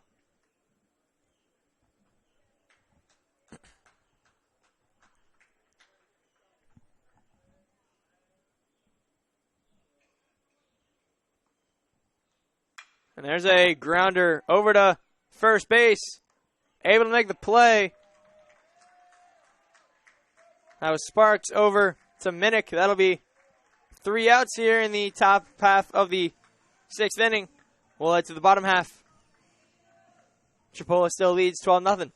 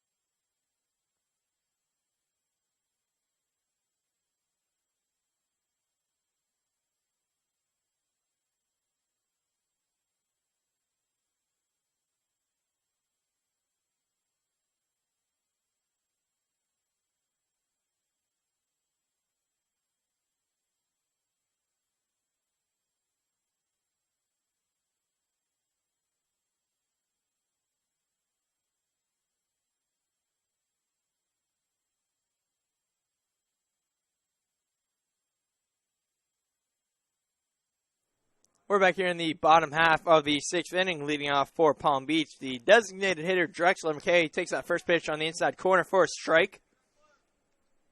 0 for 1 on the day is McKay. Flew out to left field in the third inning.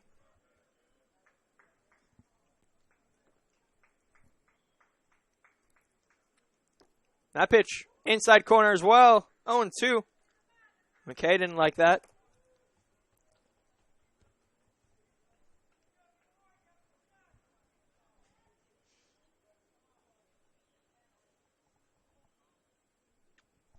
Oh, 2 pitch. Outside, just outside, 1-2.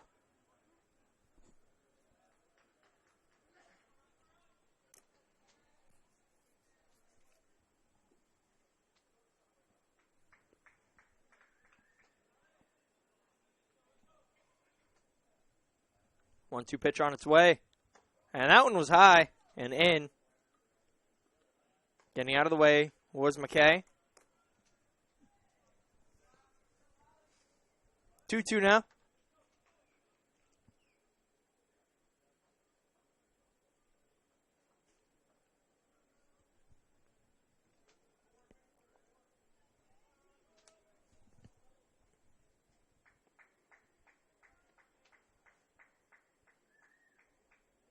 And foul tip.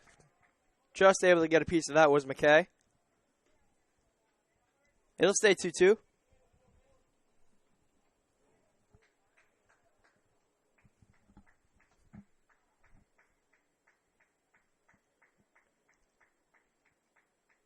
And swung on a miss, strike 3. That'll sit McKay down. That'll be the first out of the inning.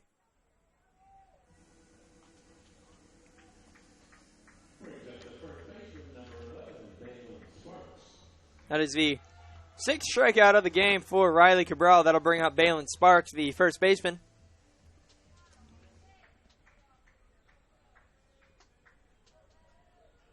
And Cabral, the only player I believe from Oklahoma we've seen. He's from Oklahoma City. He's a Carl Albert High School graduate.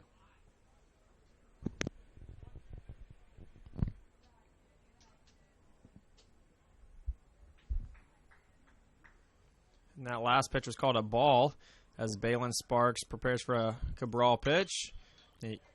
Ground over to Bechtold, bobbles it, able to get the throw off. Good play by Andrew Bechtold. Over there at third base. That'll be the second out of the inning. That was a very impressive play by Andrew Bechtold. He bobbled it at first, but able to compose himself, grab that ball, and toss it over to his buddy Rivera. Yeah, that was a heck of a recovery for the future LSU Tiger. So now up to bat is number 3, James Buckley. 2 outs and fresh count. He's 1 for 2 on the day with a caught stealing.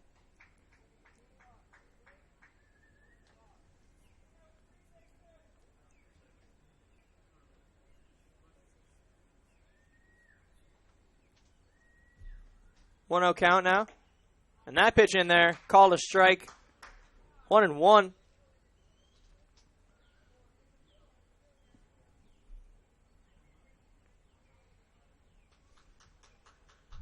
Palm Beach only 3 hits on the day, as opposed to Chipola's 12. That's a big swing and miss by Buckley. 1-2 now.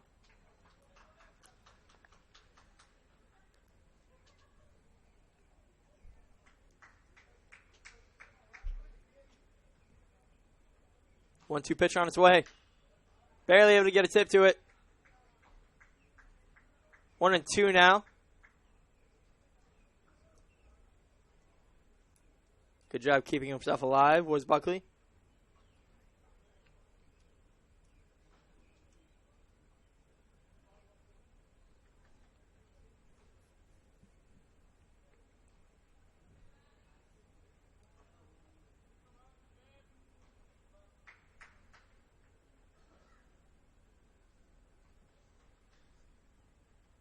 And that pitch outside, 2-2. That last pitch by Cabral was clocked in at 79 miles per hour. That one was way outside the strike zone, so tied count at 2.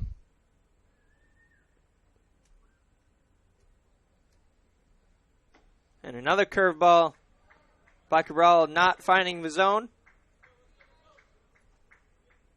Buckley's worked this count full.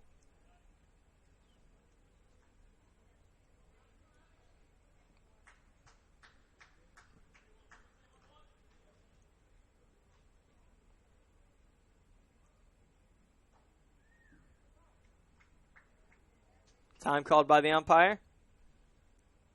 Buckley will step out, take a couple hacks, step back in. 3-2 count to Buckley. Pitch on its way. Swung on a miss, strike 3. That'll end the inning. 1-2-3. Go the Panthers, and we'll head to the top half of the 7th. Chipola leads 12-0.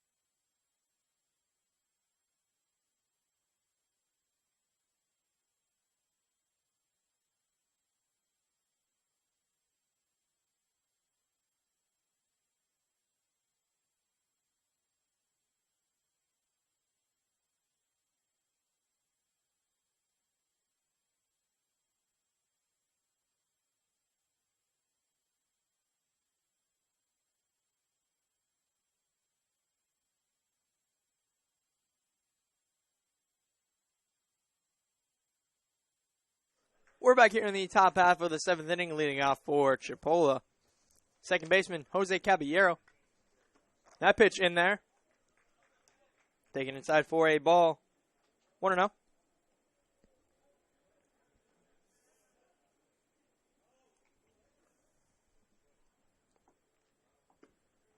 That pitch finds the zone. 1-1.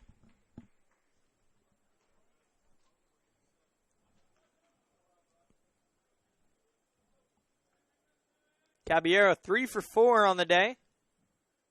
He's doubled twice, brought in 2 RBIs, scored 2 runs. Pretty good day for Caballero. Fouls that pitch off 1-2.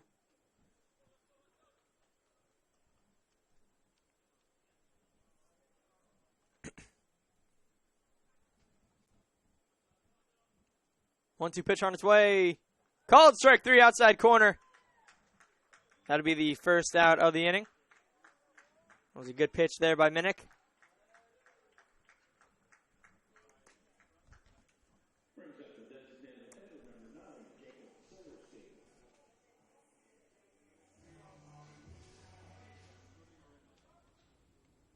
That's Jacob Silverstein up to bat now, the lefty. No runners on base for him. He's got a fresh count with 1 out and a swing and a miss. Didn't look like much effort was put into that swing. So Silverstein will readjust his gloves and grip on the bat. He steps back up to the plate. He gets set for this pitch coming in. So 0-1 count.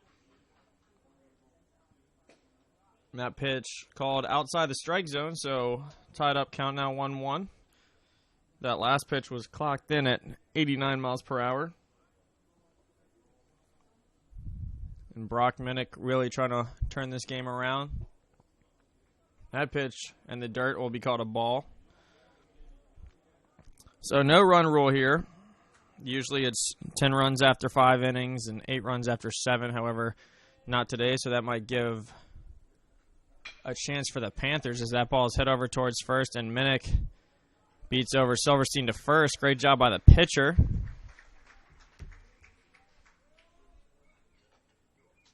And so now 2 outs here.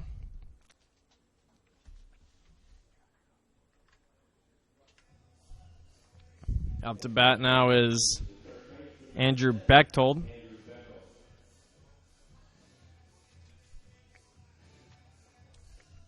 So as I was saying before, no run rule. Still a 12-0 game. Chipola College ahead, but the Panthers might have some more time here to try and turn this game around.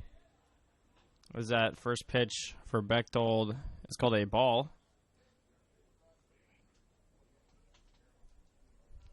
Bechtold gets set. Pitch coming in. Bechtold swings, and that's hit over toward third. Thrown to first, and a great job. That was number 7, Evan Mork, to swing that over to first. And that'll be 3 outs. That'll end the top of the 7th. And we will have what is called a short 7th inning stretch. So just a usual change between top and bottom innings. And we'll be right back for the bottom of the 7th.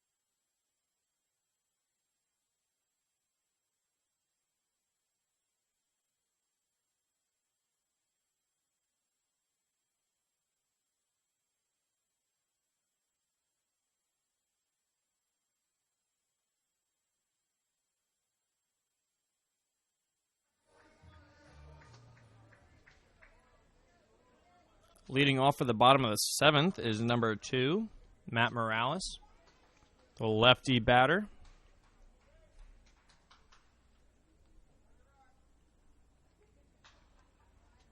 And that ball will be a foul. That goes to the left of third base. Chipola coach picks that ball up. And so we've got an 0-1 count now for Matt Morales. On deck is number 7, Evan Mork, as that pitch comes in. Some solid contact there. And that ball dies off, and that is an easy catch at center field. That was Edmund Americon bringing that one in. So that's an easy out right there. And Evan Mork is up to bat.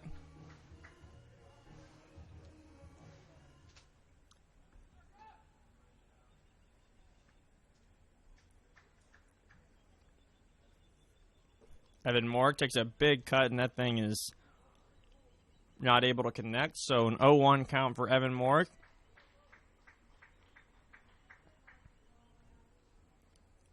Pitch coming in. Again, another big cut. Same story, different swing. 0-2 count. And on deck for the Panthers is number 1, Derek Schwimmer. That pitch coming in for Mork. And that hits the dirt. That'll be called a ball. Great job by Guzman getting in front of that one. So 1-2 count working for Evan Mork. Riley Cabral winds up, throws a pitch in, and that'll be a foul ball. Excuse me, Andrew Grogan, not Riley Cabral pitching.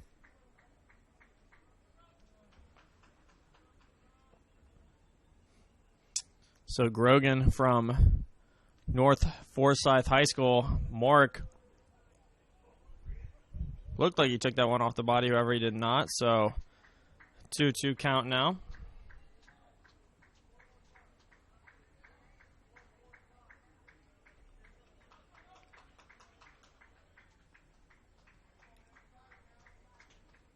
Grogan winds up, throw the pitch in, and a tipped ball.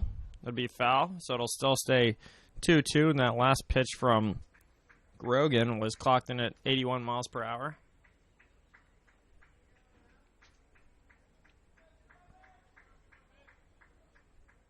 Pitch coming in. Grogan again connecting, just not where he wants it to be, so that'll be a foul ball. That one went straight up and to the right. Warwick looking to make some solid contact here. Pitch coming in. A big swing and a miss. He really reached on that one, and that'll be 2 outs now for the Panthers.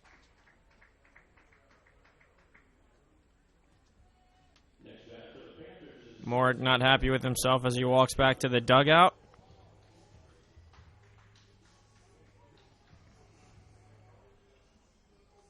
And Derek Schwimmer, the usual right fielder who's playing center field today, comes up to bat.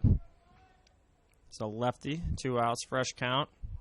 That'd be called a strike.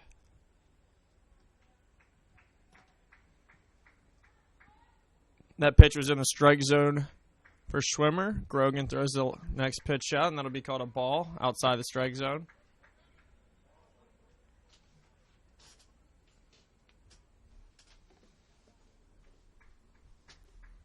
Pitch coming in. There's a hit with some contact. However, that'll be a foul ball. Goes up and to the left. So 1-2 count working for Schwimmer now. Again, we're at Publix Field at Joker Marchant Stadium in Lakeland, Florida. Beautiful weather right now. However, it is gradually getting hotter today. It's supposed to reach a high of 96 as Schwimmer strikes out. So that'll be the end of the 7th inning, as Andrew Grogan records another strikeout. And when we return, we will kick off the top of the 8th. The score is still 12-0. Chipola College leads. We'll be right back.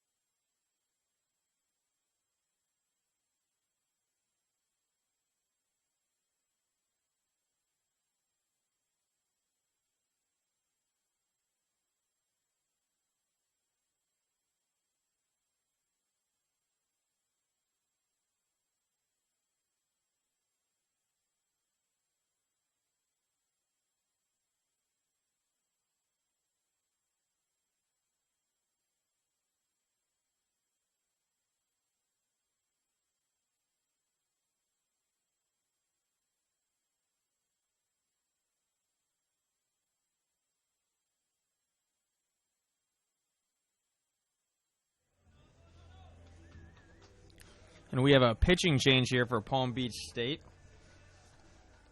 Coming in for Brock Minnick is number 15, Kyle McMullen. McMullen listed at 6'2", 190. And he gets to pitch first against Ronaldo Rivera, the first baseman for Chipola. Scary guy to go first against. However, that first pitch is called a strike as a big swing and a miss from Rivera.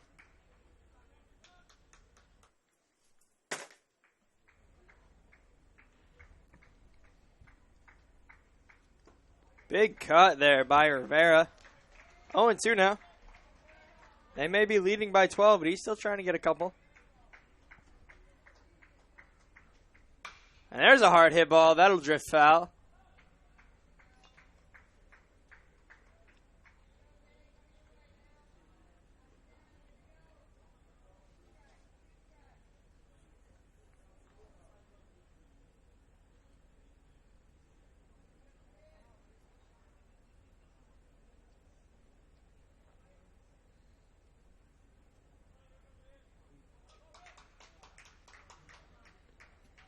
No 2 pitch now to Rivera.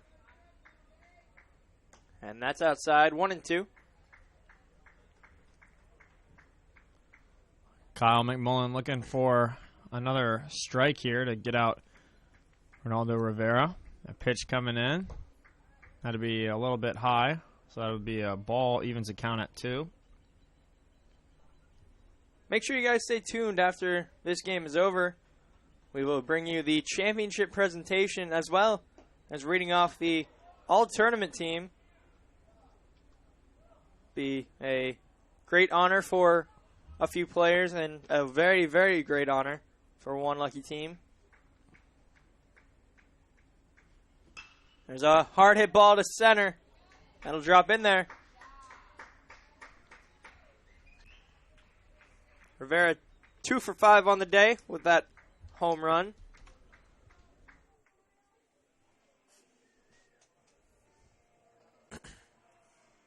That'll bring up Guzman.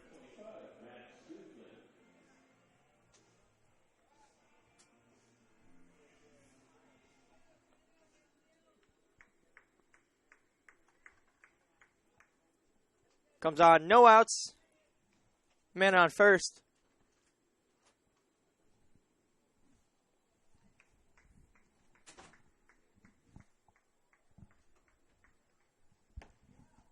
That pitch outside. Called the ball. 1-0 to start him off.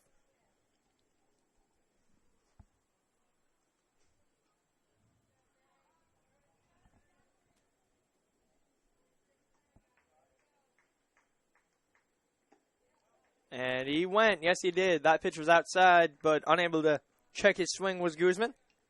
So that'll even up the count at 1-1. Top half of the 8th here. And a big cut by Max Guzman. No contact. That was in the dirt. 1-2. 75-mile-an-hour curveball.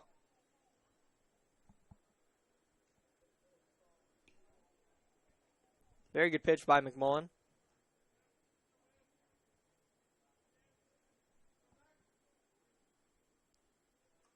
One-two pitch. That's outside. Evens it up 2-2.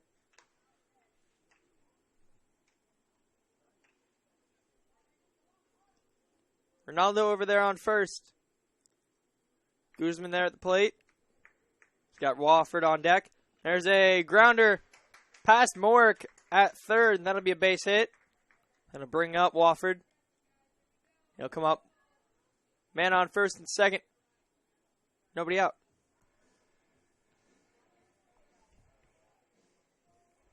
Wofford 2 for 4 on the day. 2 for 4.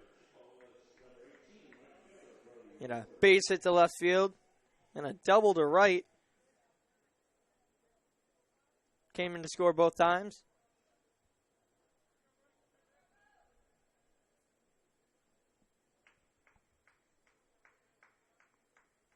And there's a hard hit ball. Positioned perfectly over there with Sparks. And not going to be a double play.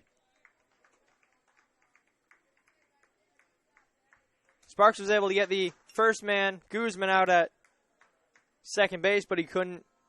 The throw over by Morales at short was low and outside, and it got by Sparks. Hitting the wall, not the net, so it didn't go out of play. That'll bring up Taquan White with runners on first and third, 1 out. Another opportunity to extend their lead for Chipola. They already lead by 12. That pitch inside, 1-0.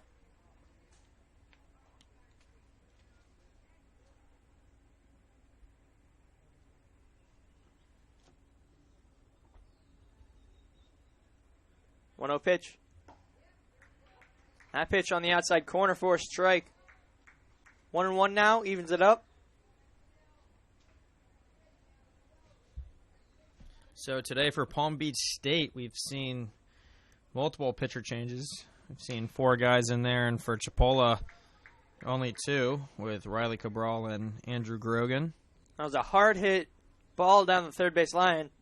Taquan White almost killed his third base coach.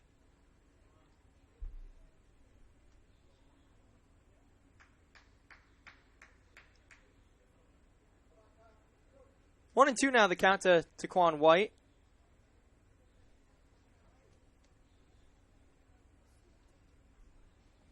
And that pitch in the dirt.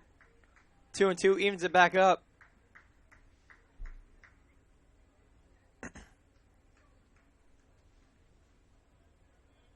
Beautiful day out, like I said a couple times. Very beautiful. We've had wonderful weather throughout this tournament. As Taquan White strikes out looking on that inside pitch, barely hitting the zone.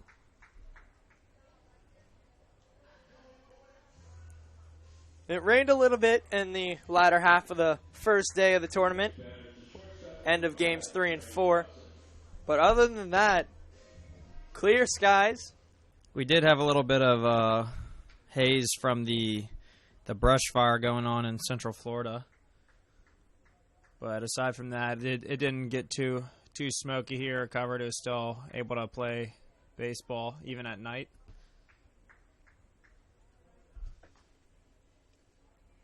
And so we've got runners on first and third. That's Trey Dawson up to bat, who took one off the elbow earlier and took a while to get back. A great hit over there.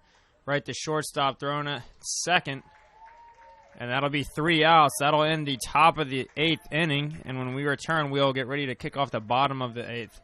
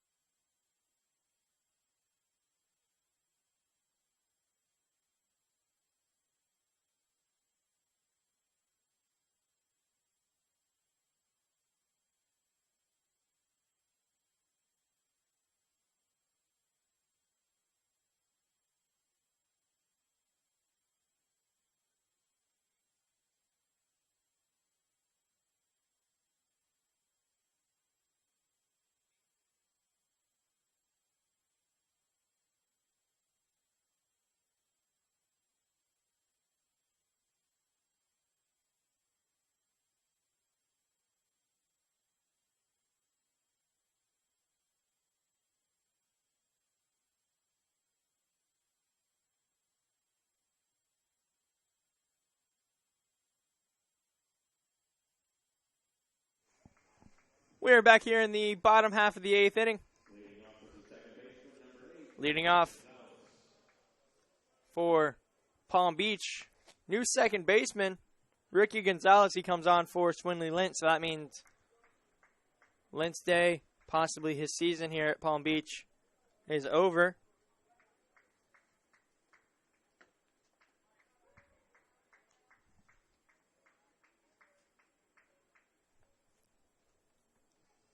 There's a new catcher for Chipola.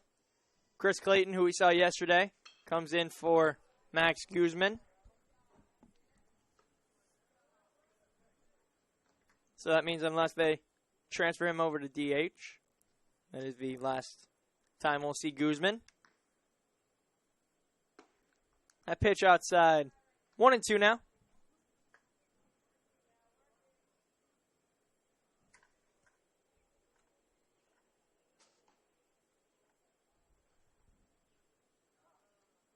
Andrew Grogan still pitching for Chipola.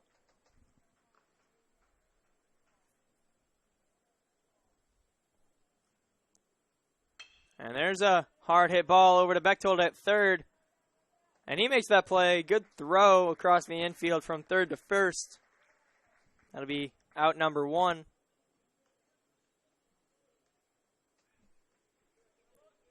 That'll bring up another pinch hitter, Jersey Cecilia.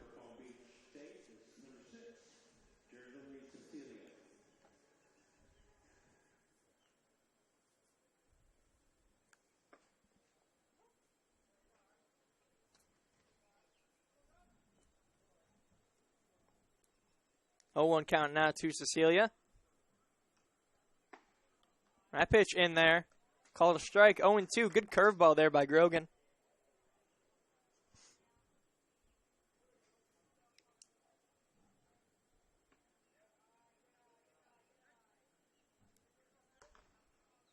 One and two now. That ball just outside the zone.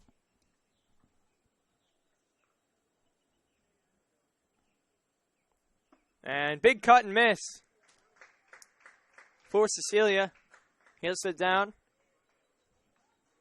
That'll bring up Benito Varela. Next batter for the Panthers is the catcher, number 33, Benito Varela. Varela on 0 for 2 on the day. 2 strikeouts.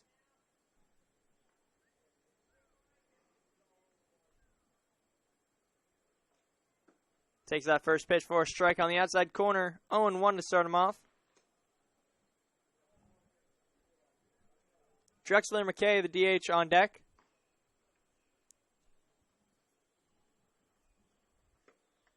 That pitch low. 1-1.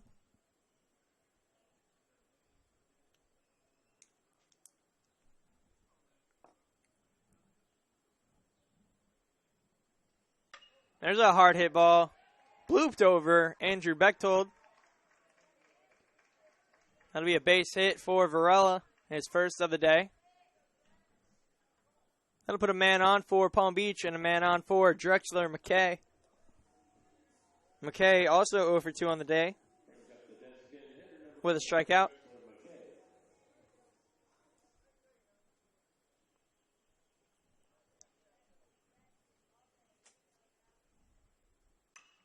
There's a foul ball to right side, go out of play.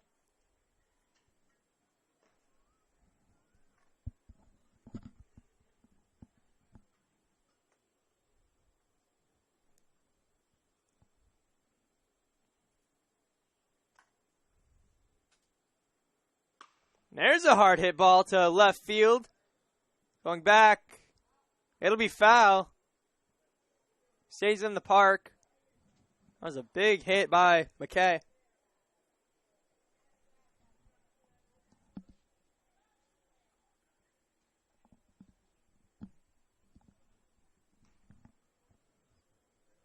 Oh, to the count now to McKay.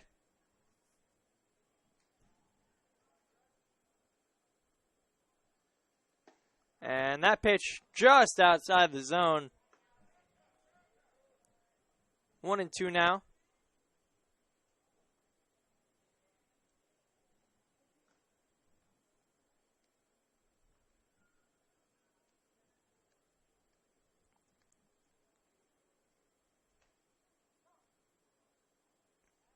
Time called by McKay, granted by the home plate umpire.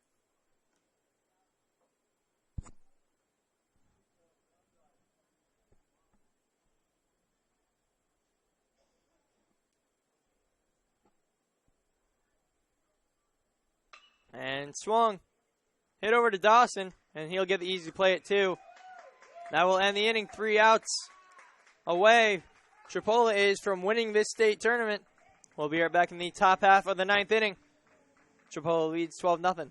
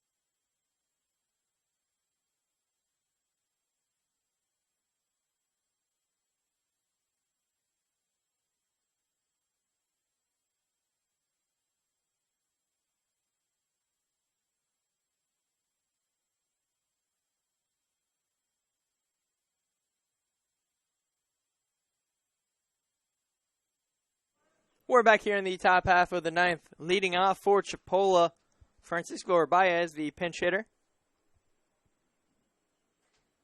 New pitcher for Palm Beach is number 25, Tyler Constable. That's a fly out to center to start off the inning by Francisco Urbaez. Excuse me, not a fly out. That hit the ground. My apologies. Leadoff single.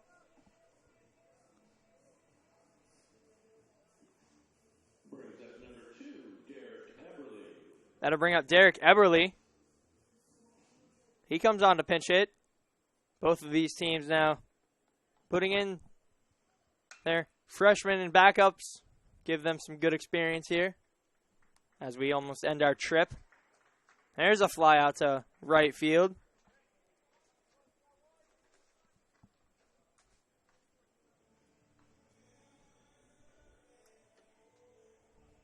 Cole McKissick will come on. He'll come on for Jacob Silverstein.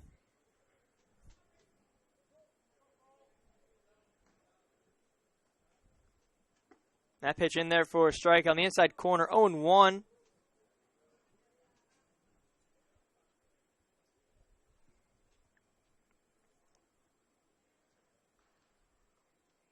That pitch low in the dirt. 1-1 now. 68-mile-an-hour curveball. Couldn't find the zone.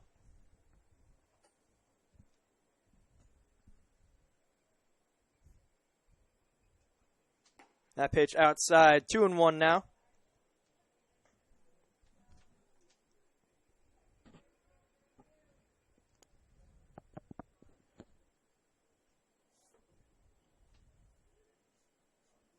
That pitch in there catches the inside part. 2-2 evens it up. Man on first. One away for McKissick. That pitch in the dirt. Full count now.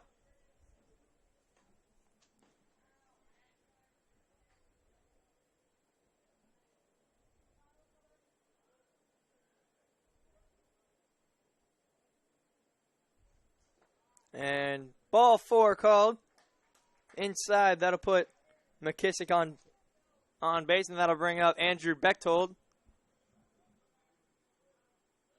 Brings up the third baseman, number 10, Andrew Bechtold.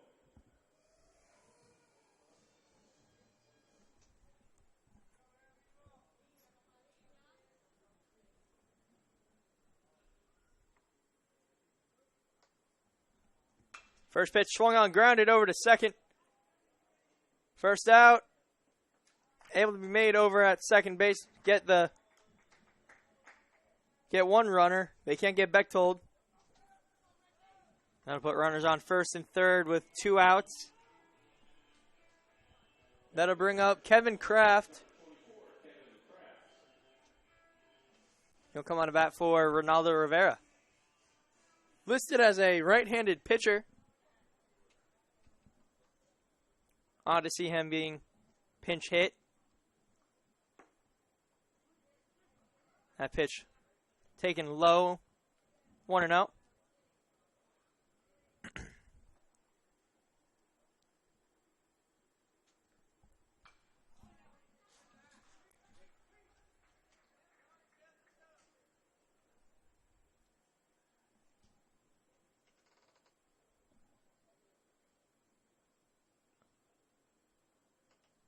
One.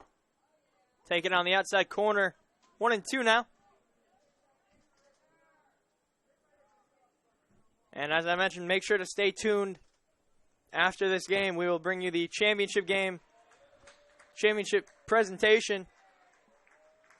And then we'll announce the all-tournament team as Kevin Kraft swings and misses. That'll end the inning. We'll be right back in the bottom half.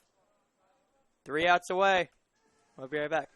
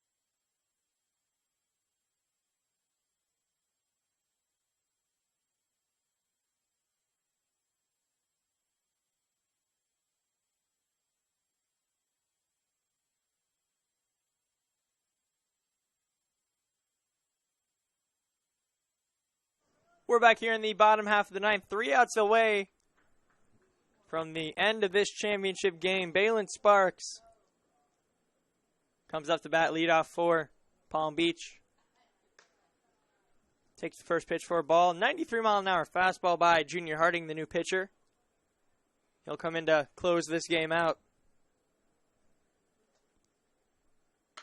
There's a ground ball. Bechtold from third Good play by Andrew Bechtold. We've seen a number of those by Bechtold this tournament.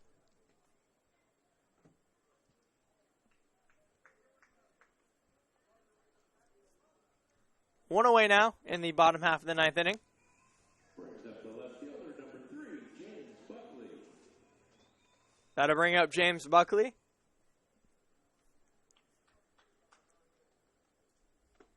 That pitch taken for a strike high. 0-1.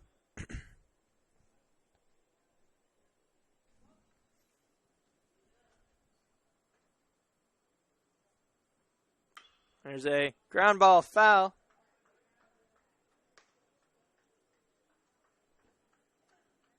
Oh, and 2 now to Buckley.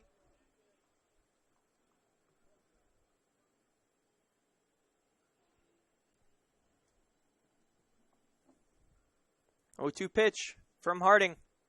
Swung on a miss, strike 3. Down goes Buckley. 95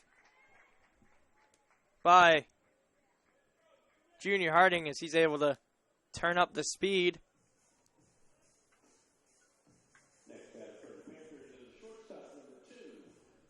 That'll bring up Matt Morales. 2 outs now, 1 out away from the end of this championship game. I'm sure Chipola can taste it right now. I'm sure they could taste it back in the 5th inning. First pitch taken outside, 1-0.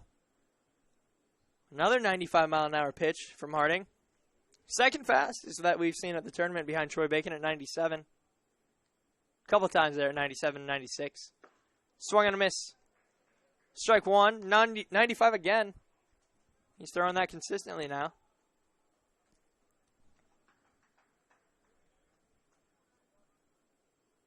1-1 count. There's a grounder. That'll be Dawson.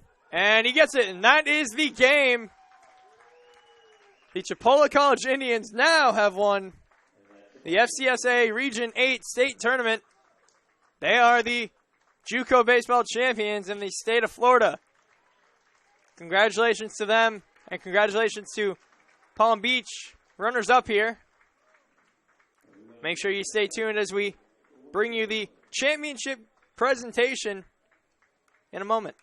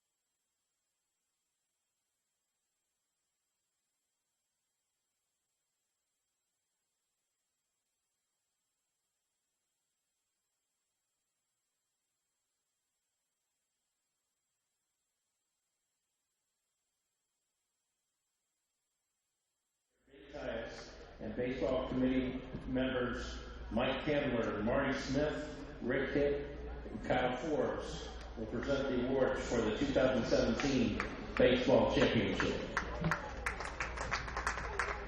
First, announcing the all-tournament team. Infielders, Leo Rodriguez of Santa Fe. Infielder, Jose Caballero, Chipola.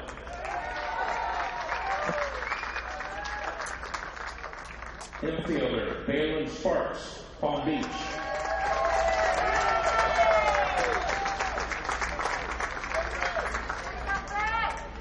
Infielder, Dano Deese of Northwest Florida. Infielder, Swinley Lint, Palm Beach.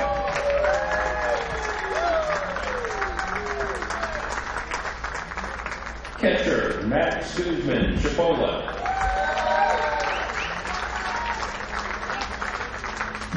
Catcher, Cole Halfacre, Northwest. Designated hitter, Jacob Silverstein, Chipola.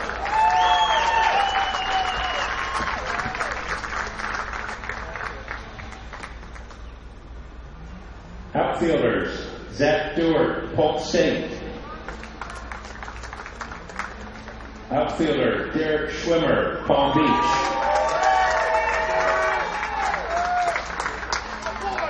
Outfielder, Edmund Americon, Chipola.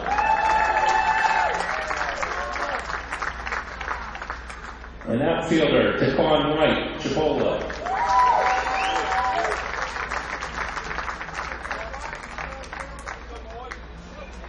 Pitchers, Alex Valverde, Miami-Dade.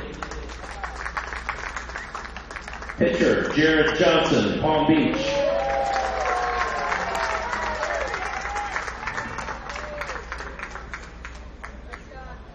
Pitcher, Evan Steele, Chipola.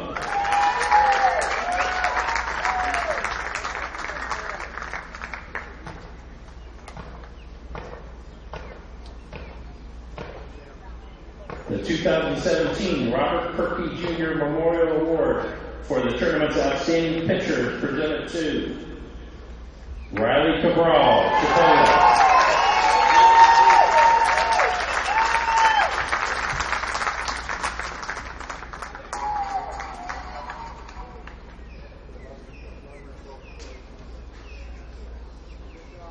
The 2017 Bob Zielinski Award for the tournament's outstanding player goes to Reynaldo Rivera, Chipola.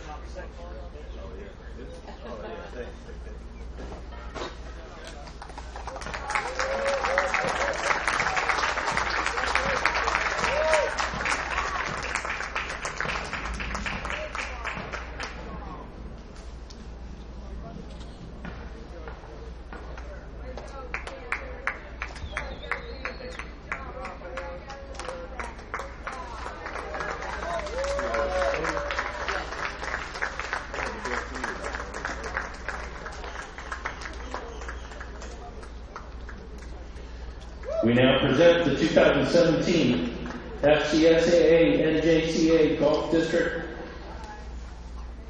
Baseball Championship Runner-Up Award to Palm Beach State.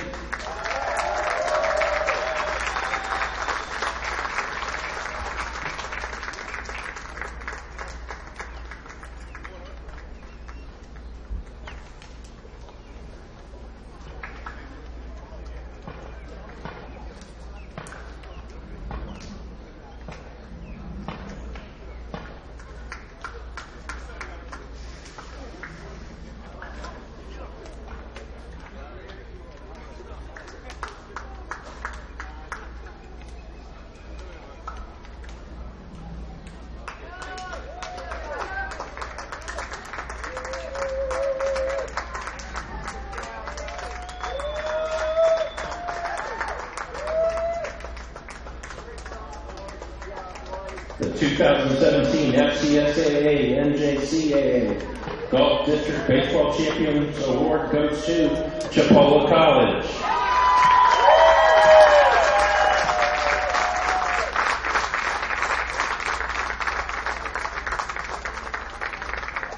Members of the championship team are number 2, Derek Eberly, number 3, Taquan White, number 4, Junior Harding, number 5, Trey Dawson, number 6, Francisco Urbaez, number 7, Jose Caballero, number 9, Jacob Silverstein, number 10, Andrew Beckel, number 11, Riley Cabral, number 13, Edmund Americon, number 14, Ryan Schauger, number 16, Robbie Knox, number 17, Evan Steele, number 18, Brody Wilford, number 20, Cole McKissa, number 21, Chris Clayton, number 23, Jordan Hollins, number 24, Kevin Kraft, number 25, Max Guzman, number 26, Connor Hawk, number 27, Bowden Francis, number 29, Roberto Negron, number 32, Parker Warren, number 33, Andrew Carver, number 35, Ronaldo Rivera, and number 55, Andrew Grogan. Assistant coaches John Delora and Jeff Fiorentino.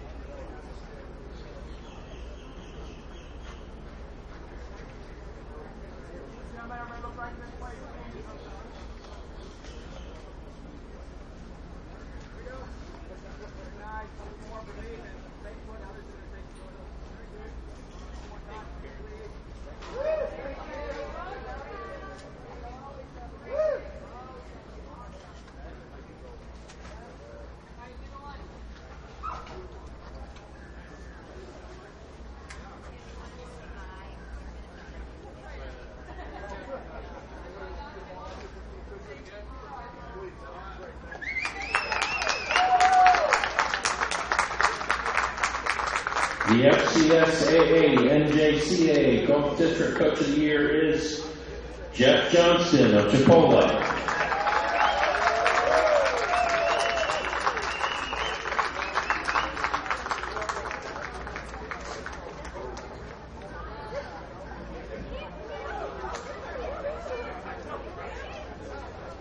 The entire FCSAA family wishes Chipola College Indians the best of luck at the NJCAA World Series in Grand Junction, Colorado. We would like to thank Ron Myers, Director of Operations at Tigertown, and his entire staff for their long hospitality and long hours of work on our behalf. Thanks also goes to the FCAA Baseball Committee, Chair Ben Tias from Polk State, Rick Hitt from South Florida State College, Kyle Forbes from Palm Beach State College, Marty Smith from College of Central Florida, and Mike Candler from Gulf Coast State College. The Florida College Systems Activities Association also thanks the fans for their attendance at this year's baseball championship. Please have a safe trip home.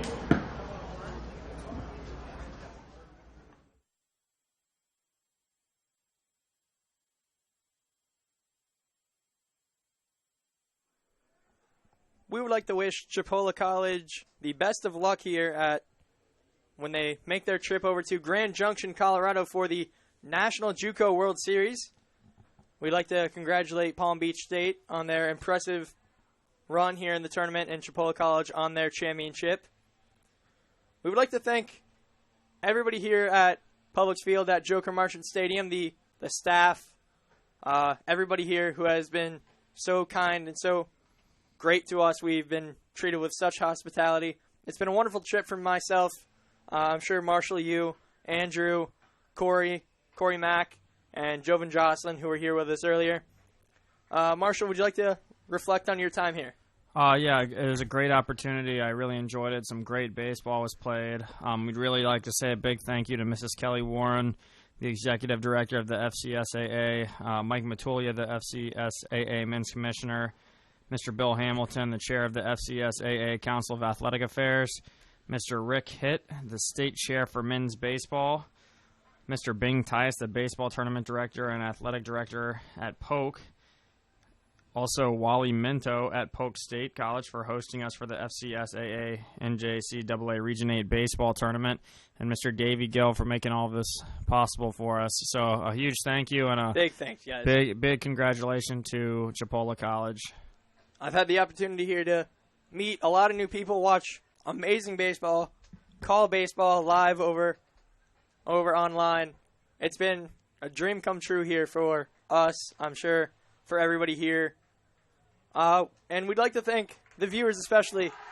We had, as Jeff Johnson gets the Gatorade bath over there on the field near home plate, we've had the best time here. We'd like to thank the viewers on count earlier today. We had over 22,000 viewers so far coming into today. I'm sure that's about 23,000, 24,000.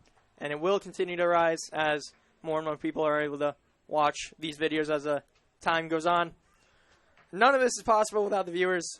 Thank you, guys. And then, again, everybody at the FCSAA, thank you for allowing us to come out here and treating us so great. Thank you, everybody. And that's it for us here at Public Field at Joker Marshall Stadium. Chipola College, the winners of the FCSAA Region 8 Baseball Tournament. Congratulations to them. They deserved it. Wonderful team, and we wish them the best of luck in Grand Junction, Colorado. For the FCSAA, I'm Chris Valentine alongside Marshall Watrous. For Corey McDonald, Jovan Jocelyn, and Andrew Lagar, thank you guys.